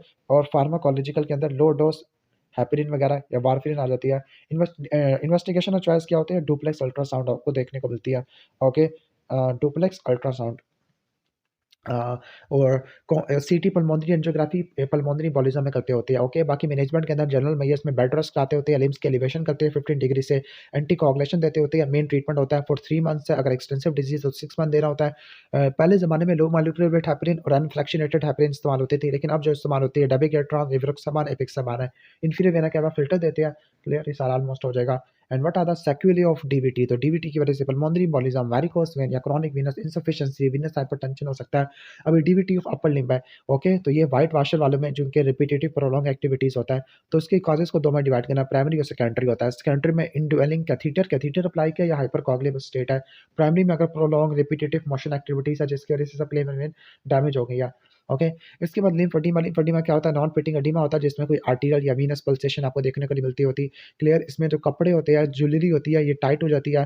कांस्टेंट डल पेन होता है। ओके, सही है। बर्स्टिंग और बर्निंग सेंसेशन आपको देखने को मिल सकती होती है, और लोअर लिम्स में एथलीट फुट भी करा लेता होता है। बस लिम्फ एडिमा में आपने नॉन पेटिंग एडिमा रट्टा मार लेना, और कोई ना कोई रिस्क फैक्टर होता है। फॉर एग्जांपल मेडिफाइड रेडिकल मास्टेक्टमी हुआ, लिम्फ नोड की डायसेक्शन हुआ, या रेडिएशन आपने अप्लाई किया। ओके, अब इन्वेस्ट क्या क्या कैसे मैनेजमेंट करोगे? हिस्ट्री डालोगे, क्लिनिकल एग्जामिनेशन है, बेस लाइन्स है, जो इमेजिंग के अंदर आइसोटोप लिम्फोसिंटोग्राफी होती है, ये इन्वेस्टिगेशन चॉइस होता है, और लिम्फेंजियोग्राफी होती है, ये गोल्ड स्टैंडर्ड होती है। लेकिन आइसोटोप लिम्फोसिंटोग्राफी है और लिम्फेंजियोग्राफी ये आपका आ जाएगा। ठीक हो गया। इसके अलावा बायोप्सी ले सकते हैं। ट्रीटमेंट के अंदर क्या होता है? ट्रीटमेंट के अंदर आपने क्या करना होता है? बेड रेस्ट देना होता है, एनाल्जेसिया ओपियाइड से देते होते हैं, ओपियाइड से, स्टीरॉइड से, टीसीए से देते होते हैं। स्वेलिंग को कंट्रोल करना, कैसे कंट्रोल करोगे? बेड रेस्ट से, लिम्फ के एलिवेशन से, कंप्रेशन गारमेंट से, या मसाज एक्सरसाइज से करोगे। Antibiotic in case of cellulitis है। ठीक हो गया। मेन ट्रीटमेंट क्या है? कंजर्वेटिव है, पेन रिलीफ करना है, स्वेलिंग को कंट्रोल करना है, बेड रेस्ट से, एलिवेशन से, और एंटीबायोटिक है। सर्जरी के अंदर क्या होता है? रिकंस्ट्रक्टिव सर्जरी होता है, बाईपास ऑपरेशन है। फॉर एग्जांपल लिम्फेटिक बाईपास के लिए पेंटल पैटिकल है, गिलीस और आइलियल म्यूकोजल पैच जिसको बोलते हैं किनमोंथ। ओके, गिलीस, किनमोंथ और मेंटल पैडिकल है। इसके बाद लिम्फेटिको वेन्युलर है, और lymph node to vein anastomosis है जिसको बोलते हैं Nielubowicz operation. Okay, Nielubowicz operation. ठीक हो गया। इसके अलावा लाइपोसक्शन कर सकते हैं एक्सीएन सर्जरी के अंदर, सिस ट्रंक है, होमस है। ओके, म्यूमोनिक है, टीसीएस। ओके, टी से थॉमसन, सी से चार्लेस, एस से आपको सिस ट्रंक ऑपरेशन देखने को मिल सकता है। इसके अलावा होमस ऑपरेशन भी है। प्रिवेंटिव मेजर्स क्या होते हैं? पेशेंट की अपनी एजुकेशन करनी होती है, अर्ली इंटरवेंशन करना और फर्दर कॉम्प्लिकेशन को प्रिवेंट करना होता है। सबसे इंपॉर्टेंट है आपने ना उस जगह से कभी ब्लड नहीं लेना, ब्लड प्रेशर भी नहीं करवाना, टाइट क्लॉथिंग को अवॉइड करना होता है, और जेंटल एक्सरसाइज करनी होती है। क्लियर। इसके बाद पेशेंट को क्या एडवाइस करोगे? सेम ऊपर वाली एडवाइस है कि आपने क्या करना है कि आपने ना अपने हैंड्स की प्रोटेक्शन करना है, फुट की प्रोटेक्शन करना है। हैंड्स की प्रोटेक्शन कैसे करोगे? थिम्बल वेयर कर लोगे, वैन स्विंग है। ओके, कभी भी नंगे पाँव नहीं जाना होता, इलेक्ट्रिक रेजर यूज करना है टू डीपाइलेट है, स्किन को ड्राई नहीं होने देना। ओके, उस जगह से आपने BP, blood pressure, tight clothing, jewellery भैया वगैरह नहीं पहनी होती। ओके, एंटीबायोटिक ले सकते हैं इन केस ऑफ सेलुलाइटिस है। ठीक हो गया। इसके बाद फिलारियसिस है। फिलारियसिस के एक्यूट फीचर में फीवर, हेडेक, मलेस होता है, इंग्वाइनल और एक्सिलरी लिम्फ नोड की इन्फ्लेमेशन देखने को मिलती है, सेलुलाइटिस देखने को मिलता है। क्रॉनिक में आपको लिम्फेडिमा मिलता है लेग्स का। ओके, इसके अलावा आर्म का, ब्रेस्ट का हो सकता है, हाइड्रोसील होता है, और एब्नॉर्मल एब्डोमिनल लिम्फेटिक वायरसेस आपको देखने को मिल सकते हैं जिसमें काइलोयूरिया, लिम्फोयूरिया आपको देखने को मिल सकता है। इन शॉर्ट इसमें लोअर लिम्फ को स्क्रोटम की स्वेलिंग होती है, फीवर आपको देखने को मिल सकता है, fever, headache, Millais, axillary lymphadenopathy, और जो इंग्वाइनल होती है आपको देखने को मिलती है। वुचेरिया बैंक्रॉफ्टी की वजह से होता है, investigation chest nocturnal blood smear होता है जिसमें माइक्रोफिलारी आपको देखने को मिलते हैं, इओसिनोफिलिया और कॉम्प्लीमेंट फिक्सेशन टेस्ट पॉजिटिव होता है। ट्रीटमेंट में एंटीफिलेरियल थेरेपी है, डाइथाइल कार्बामेज़िन है, और मेट्रोनिडाज़ोल और अल्बेंडाज़ोल, आइवरमेक्टिन आ जाती होती है। Okay, most common cause of lymphoedema over world wide तो वो फिलारियसिस होता है। Okay, and the degree of oedema अगर मैसिव है तो एलिफेंटियासिस कहते हैं। अब टीबी में आपको क्या मिलेगा? टीबी की हिस्ट्री मिलेगी, और लिम्फ नोड जो चिपके भी आपको देखने को मिलते हैं। ओके, अभी सारी टीबी की इन्वेस्टिगेशन है जिसको हम ज़माने कदीम से पढ़ते हुए आ रहे हैं, तो उसमें मेन स्पुटम कल्चर है, एलजे मीडियम पे करते होते हैं। इसके अलावा लिम्फ नोड की बायोप्सी ले लेंगे। अब ट्यूबरकुलस लिम्फेडिनाइटिस में क्या स्टेजेस होती है? नंबर 1 आपको लिम्फेडिनाइटिस देखने को मिलता है, लिम्फ नोड डिस्क्रीट होते हैं। नंबर 2 में पेरिडिनाइटिस होता है, मैटेड लिम्फ नोड होते हैं। स्टेज 3 में क्या होता है? केजियस नेक्रोसिस होता है। 4 में कॉलर स्टड एब्सेस, और 5 में आपको साइनस फॉर्मेशन देखने को मिलती होती है। क्लियर? ठीक हो गया। इसके बाद टीबी की ड्रग्स बताई हुई, आइसोनियाज़िड, रिफेम्पिन, पिराज़िनामाइड, इथेन, ब्यूटोल है। ओके, इसके बाद नेक्स्ट क्वेश्चन एमसीक्यू वगैरह स्टार्ट कर लेते हैं। कोई गन शॉट इंजरी हुई है to the right upper thigh है, peripheral pulses are palpable in the foot, लेकिन फुट पेल है, कोल्ड है, हाइपोस्थेटिक हुआ है, सर्जिकल एक्सप्लोरेशन नीडेड हुआ है to exclude any arterial injury, क्योंकि एक्यूट लिम्ब इस्कीमिया के फीचर आपको मिल रहे होते हैं। ओके, इसके बाद गन शॉट इंजरी हुई है, 5 सेंटीमीटर सुपरफिशियल फेमोरल आर्टरी उड़ चुकी है, तो इसको क्या करोगे, इसका आप रिपेयर करोगे इंटरपोजिशन ग्राफ्ट से। क्वेश्चन नंबर 3 के अंदर आ जाती है पेरिफेरल वास्कुलर इनसफिशिएंसी वाला पेशेंट है, उसका देखो एंकल ब्रेकियल प्रेशर है 0.5 है, काफ पेन ऑन वॉकिंग है, तो ये क्या इसमें आपको देखने को कंजर्वेटिव मैनेजमेंट किस में प्रेफर करेंगे अगर उसको इंटरमिटेंट क्लॉटिकेशन देखने को मिलती होती है। ठीक हो गया, ओके। सिलास्टोजोल वगैरह इस्तेमाल करते होते हैं। क्वेश्चन नंबर 4 के अंदर आ जाते हैं। ओके, इंडस्ट्रियल एक्सीडेंट हो चुका है, इंडस्ट्रियल एक्सीडेंट हुआ है। Okay, present with severely injured right lower extremity, okay, जो कि पेल थी, पल्सलेस थी, पोप्लेटेड आर्टरी की इंजरी थी। ओके, ठीक हो गया। और पेशेंट को फ्रैक्चर है, फीमर का फ्रैक्चर और पेल्विस भी है विद टेंडर अब्डोमेन है, तो इसके बारे में क्या बात ठीक है। ओके, अगर आपने वेन को लाइगेट कर दिया ना, तो ऑपरेटिव टाइम क्या हो जाएगा, हॉस्पिटल में कम हो जाएगा। ओके, तो आपने उसको लाइगेट कर देना होता है। इसके बाद टोटल हिप रिप्लेसमेंट सर्जरी की है, तो पल्मोनरी एम्बोलिज्म होने के चांसेस 1 to 5% आपको देखने को मिलती है। इसके बाद काफ पेन और स्वेलिंग है due to after the left hemicolectomy है। क्लियर। डीवीटी के लिए जो बेस्ट अर्ली ट्रीटमेंट क्या होता है, लो डोज हेपरिन और मॉलिक्यूलर वेट हेपरिन होती है।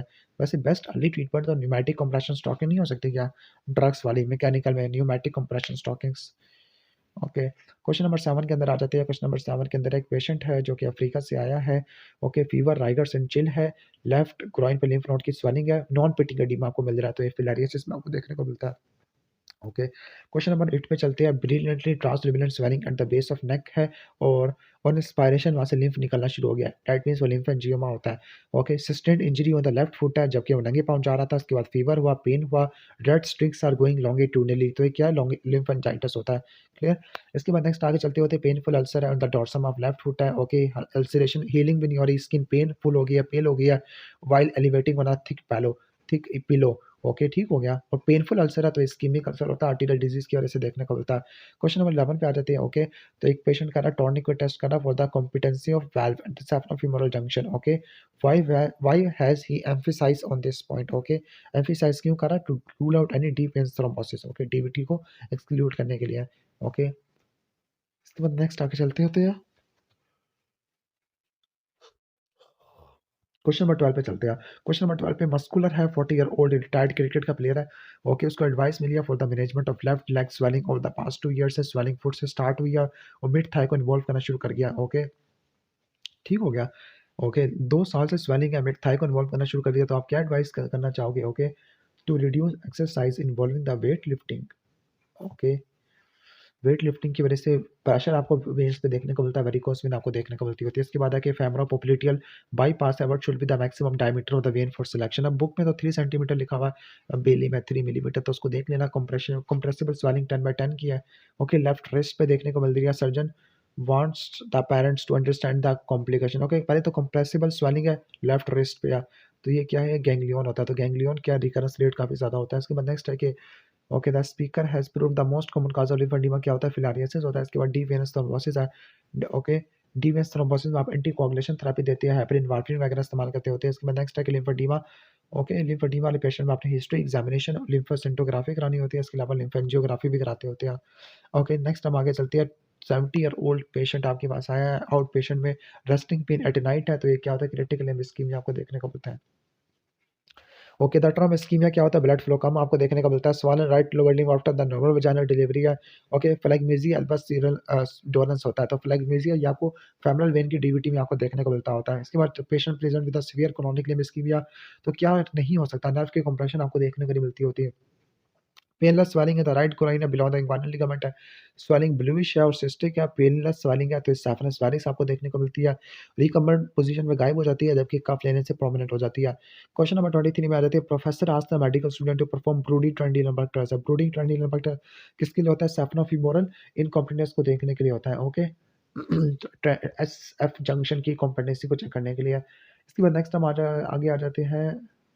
ओके, क्वेश्चन नंबर 24 है। क्वेश्चन नंबर 24 में इन्फेक्टेड एब्रियन हो गया फुट पर, रेड स्ट्रीकिंग है जो कि पूरे लिम्स को इन्वॉल्व कर रही है, तो लिम्फेंजाइटिस होता है, तो मे बाईपास द लिम्फ नोड, तो लिम्फ नोड को बाईपास कर सकता है। लिम्फेटिक वेसल की इन्फ्लेमेशन होती है। इसके बाद मिलरॉय डिजीज है, कॉन्जेनिटल लिम्फेडीमा होता है। ओके, फेमिलियल होता है। क्लियर। इसके बाद नेक्स्ट है फिलारियासिस वाला पेशेंट एंडेमिक में कॉमन होता है। ओके, तो इसके बारे में बेस्ट ऑप्शन क्या होता है, nocturnal blood smear is diagnostic. Okay, इसके बाद नेक्स्ट हम आगे आ जाते हैं। नेक्स्ट आ जाता है कि लोअर लिम्स की एंजियोग्राफी हो रही है before the repair of traumatic arteriovenous fistula होता है, which complication out of the following is irrelevant in the consent form. तो रीनल डिसफंक्शन आपकी किसी काम की नहीं होती है, रेलिवेंट होती है। क्वेश्चन नंबर 28 पे चलते हैं। ओके, स्पीडिंग व्हीकल ने एक फुटबॉलर को ठोक दिया है, इसके बाद है कि वो लेकिन वो चल रहा है, इमरजेंसी में टांगे सूज गई है, पोस्टीरियर टिबियल आर्टरी वीक हो गई है। ओके, एक्सरे टिबिया और फिबुला में कुछ भी नहीं मिल रहा, लेकिन टेंडर है, टेंस है, टिबियल आर्टरी वीक है, मोस्ट प्रोबेबली कंपार्टमेंट सिंड्रोम हो सकता है, तो आपने फेसियोटमी वगैरह कर लेनी है इसमें। ओके,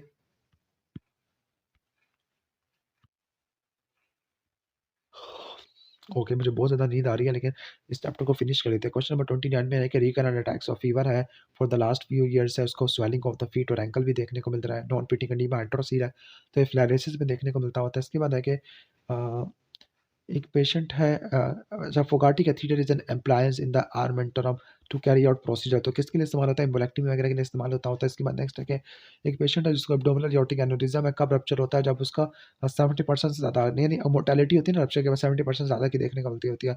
जो the following is not indicated in the assessment of varicose vein. Okay, जिसको इंट्रैक्टेबल पेन ऑन स्टैंडिंग है, तो ये आपको क्या कराते होते हैं? ओके, कौन सी नहीं कराते होते? वेंट्रिकुलोग्राफी नहीं कराते होते, बाकी सब करा लेते होते हैं। इसके बाद नेक्स्ट है सिक्योरिटी गार्ड है, जिसको लॉन्ग स्टैंडिंग वीनस अल्सर है, राइट एंकल पे सबसे ज़्यादा एरिया होता है, गेटर एरिया होता है, क्लियर। और उसकी स्ट्रॉन्ग एसोसिएशन टेलिपीस इक्विनोवेरियस के साथ होती है। क्वेश्चन नंबर 14 है कि डेडिकेटेड स्कूल टीचर है, ओके, वेरिकोज वेन के साथ आया है, ब्लैक डायवर्टिलस नेक्रोटिक टिश्यू आपको देखने को मिल रहा है विद प्रोमिनेंट वीनस अल्सर, तो मोस्ट प्रोबेबली आपने ट्रीटमेंट क्या होता है इसका? ओके, ट्रीटमेंट क्या होगा? लोकल प्रेशर आपने अप्लाई करना होता है। क्वेश्चन नंबर 35 के अंदर आ जाते हैं, आउटडोर विद क्रोनिक लिम्फेडिमा के साथ लिम्फेडिमा के बारे में क्या हुआ? ठीक है, हेट्रोजेनिक हो सकता है, फिलारियासिस की वजह से देखने को मिल सकता होता है। ओके, इसके बाद है which of the following is least likely to cause compartment syndrome, तो incise the deep fascia widely, okay, नहीं बल्कि इसमें incise the deep fascia widely है, बात ठीक है। ओके, फिर शॉर्टिंग वगैरह कर लो। उसके बाद नेक्स्ट करते हैं most common cause of lymphatic disorder, lymphoedema का फिलारियासिस होता है।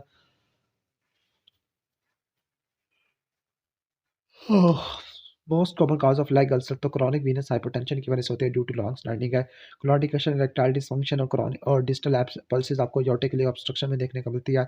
लालेस सिंड्रोम होता है। मैनेजमेंट ऑफ वेरिकोस अल्सर तो कंप्रेशन स्टॉकिंग आपने पहनी होती है, क्लियर। कंपार्टमेंट सिंड्रोम का मैनेजमेंट क्या होता है? फर्स्ट होता है, अगर किसी पेशेंट को वेरिकोस वेन और डीवीटी दोनों है, तो आपने सर्जरी नहीं कर सकते। ओके, वेरिकोस वेन की in the presence of DVT, pelvic lymph node की रेडिएशन है, तो सेकेंडरी लिम्फेडिमा हो जाएगा, फेमोरल पोम्बिलिटी बाईपास ग्राफ्ट है। ओके, तो इसकी वजह से क्या होगा? योटो ऑटोलॉगस सैपनस वेन ग्राफ्ट वगैरह हो जाएगा। यदि फेब्रो पॉपुलेटियल में आप ऑटोलोगस ग्रेड सेफरेंस का ग्राफ इस्तेमाल करते हैं डैक्रियन वाला, तो और योटो बाइफिमोरल में करते होते हैं। फिलारियासिस के लिए इन्वेस्टिगेशन चॉइस नॉक्टर्नल ब्लड्स में आ जाती होती है। Vein preserve in varicose vein surgery, तो वो डीप वेन एपिगैस्ट्रिक वेन आ जाती होती है। Management in case of 4 centimetre lesion in the vessel और इंटरमीडिएट क्लॉडिकेशन, तो हमने नीडल एंजियोप्लास्टी वगैरह करनी होती है। Non invasive test for DVT, तो आपका डुप्लेक्स अल्ट्रासाउंड होता है। बेस्ट इन्वेस्टिगेशन आपकी कौन सी होती है? Ultrasound, duplex ultrasound. ओके, इसके बाद नेक्स्ट आ जाती है एल्डरली पेशेंट है और हिप सर्जरी से वापस आया, तो वेरिकोस पल्मोनरी एम्बोलिज्म हो जाएगा, डीवीटी वगैरह हो जाएगा। ट्रीटमेंट ऑफ इंटरमिटेंट क्लॉटिकेशन, वैसोडायलेटर वगैरह।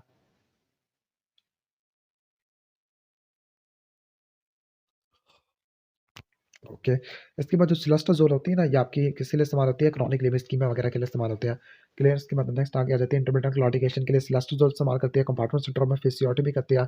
ओके, प्रेगनेंसी में हेपेरिन लिया है फॉर डीवीटी है और वेरिकोस वेन आ गया, तो आपने अल्ट्रासाउंड कराना होता है, कंजर्वेटिव मैनेजमेंट होती है। Primary lymphedema could be admin treatment if heparin, okay, heparin 5 unit पर केजी के हिसाब से चलानी होती है। इसके बाद cause of lymphoedema in old diabetic patient with and stage renal disease, तो एंड स्टेज रीनल डिजीज की वजह से होता है कॉजेटिव एजेंट ऑफ फिलारियासिस, तो वो चेरियो मैक्रोफ्टी होता है। Treatment in case of black 2 and 3 times, इसका मतलब है जो नेक्रोसिस वगैरह हो गई है, क्लियर। ओके, तो उसमें आपने रेम्पुटेशन करनी होती है। ओके, लेकिन फेमोरल आर्टरी की ऑब्स्ट्रक्शन है, लेकिन proximal to the knee joint, तो रेम्पुटेशन करनी होती है आपने, क्लियर। इसके बाद नेक्स्ट हम आगे आ जाते हैं।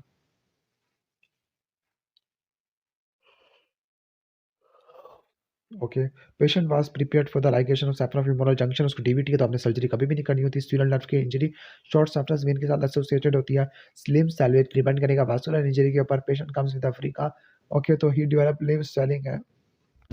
ओके, तो लिम्फ स्वेलिंग में आप क्या करते होते हैं? लाइक हम कह सकते हैं कि डायग्नोसिस फिलारियासिस होता है। आर्टरीज इन्वॉल्व इन थ्रोम्बोजाइटिस ऑब्लिक अंदर टिबियल आर्टरी होती है, ओके। फुगाटी कैथेटर एम्ब्लेक्टमी के लिए इस्तेमाल होता है। वेरिकोस वेन के लिए डॉपलर स्टडी करते होते हैं। Inferior vena cava filter pulmonary embolism को प्रिवेंट करने करते हैं। फेमोरल आर्टरी लाइगेशन और मिस्ड पल्स इन एक्सट्रीमिटी है, तो एक कंपार्टमेंट सिंड्रोम होता है, कब ठीक होना था 5.5 से बड़ा आपको देखने को मिले। क्लियर। इसके बाद है left lady after the mastectomy present with the shining of limbs और स्वेलिंग अदर लाइम्फेंजाइटिस में देखने को मिलता होता है। ओके, इसके बाद नेक्स्ट है कि मार्टल वाल्व की प्रोसेस से चढ़ाई हुई है, ओके, विद लिम स्कीम या 4 घंटों से ज़्यादा क्या है तो आपने एम्बोलेक्टमी या चढ़ा दिया बोल तो एम्बोलेक्टमी भी, ओके। कैथेटर एसोसिएटेड थ्रोम्बोलाइसिस आ जाती है। Drug to stop before surgery तो क्लोपिडोग्रेल आ जाता है। Management of patient in the third trimester of pregnancy ultrasound कराना होता है। क्वेश्चन नंबर 22 में management of non pitting oedema of scrotum of the left lymphoedema होता है, कॉन्ट्रैक्शन और एलिवेशन करते होते हैं।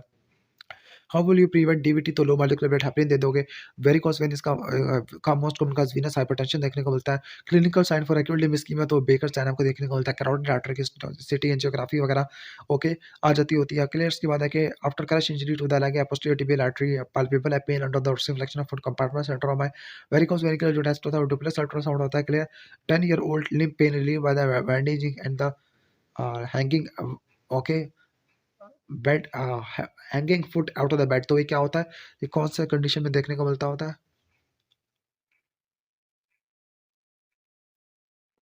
लाइक आपको क्रिटिकल लिम्ब इस्कीमिया में देखने को मिलता होता है। सही हो गया। इसकी बात है कि वेरिकोस वेन के लिए डुप्लेक्स अल्ट्रासाउंड होती है। लिम्ब इस्कीमिक पेन आपका कैसे ठीक होता है, जब ना टांगों को बाहर निकाल लेते हैं बिस्तर से। लिम्ब की स्वेलिंग 3 ईयर से तो प्राइमरी लिम्फेडिमा आ जाएगा। Clear. Severe pain in the काफ और वॉकिंग का ट्रस्ट पे बताता है क्रॉनिक लिम्ब इस्कीमिया होता है। कैसे मैनेज करोगे कि टांगों को बाहर निकाल चुके बिस्तर से। फिलालिसिस में क्या होता है, पेशेंट अफ्रीका से आता है, स्वेटिंग आपको देखने को मिलती है। Most common cause of lymphatic disorder आपको फिलालिसिस में देखने को मिलता होता है। ट्रीटमेंट क्या होता है इसका, डुप्लेक्स अल्ट्रासाउंड होता है। वन सेकंड, इन्वेस्टिगेशन शायद डुप्लेक्स अल्ट्रासाउंड है। इसके बाद है कि आरटीए हुआ है, फेमोरल आर्टरी की लाइगेशन किया है, लेकिन मिस्ड पल्स है एक्सट्रीमिटी में, कंपार्टमेंट सिंड्रोम हो सकता है, फेसियोटॉमी वगैरह करते हैं।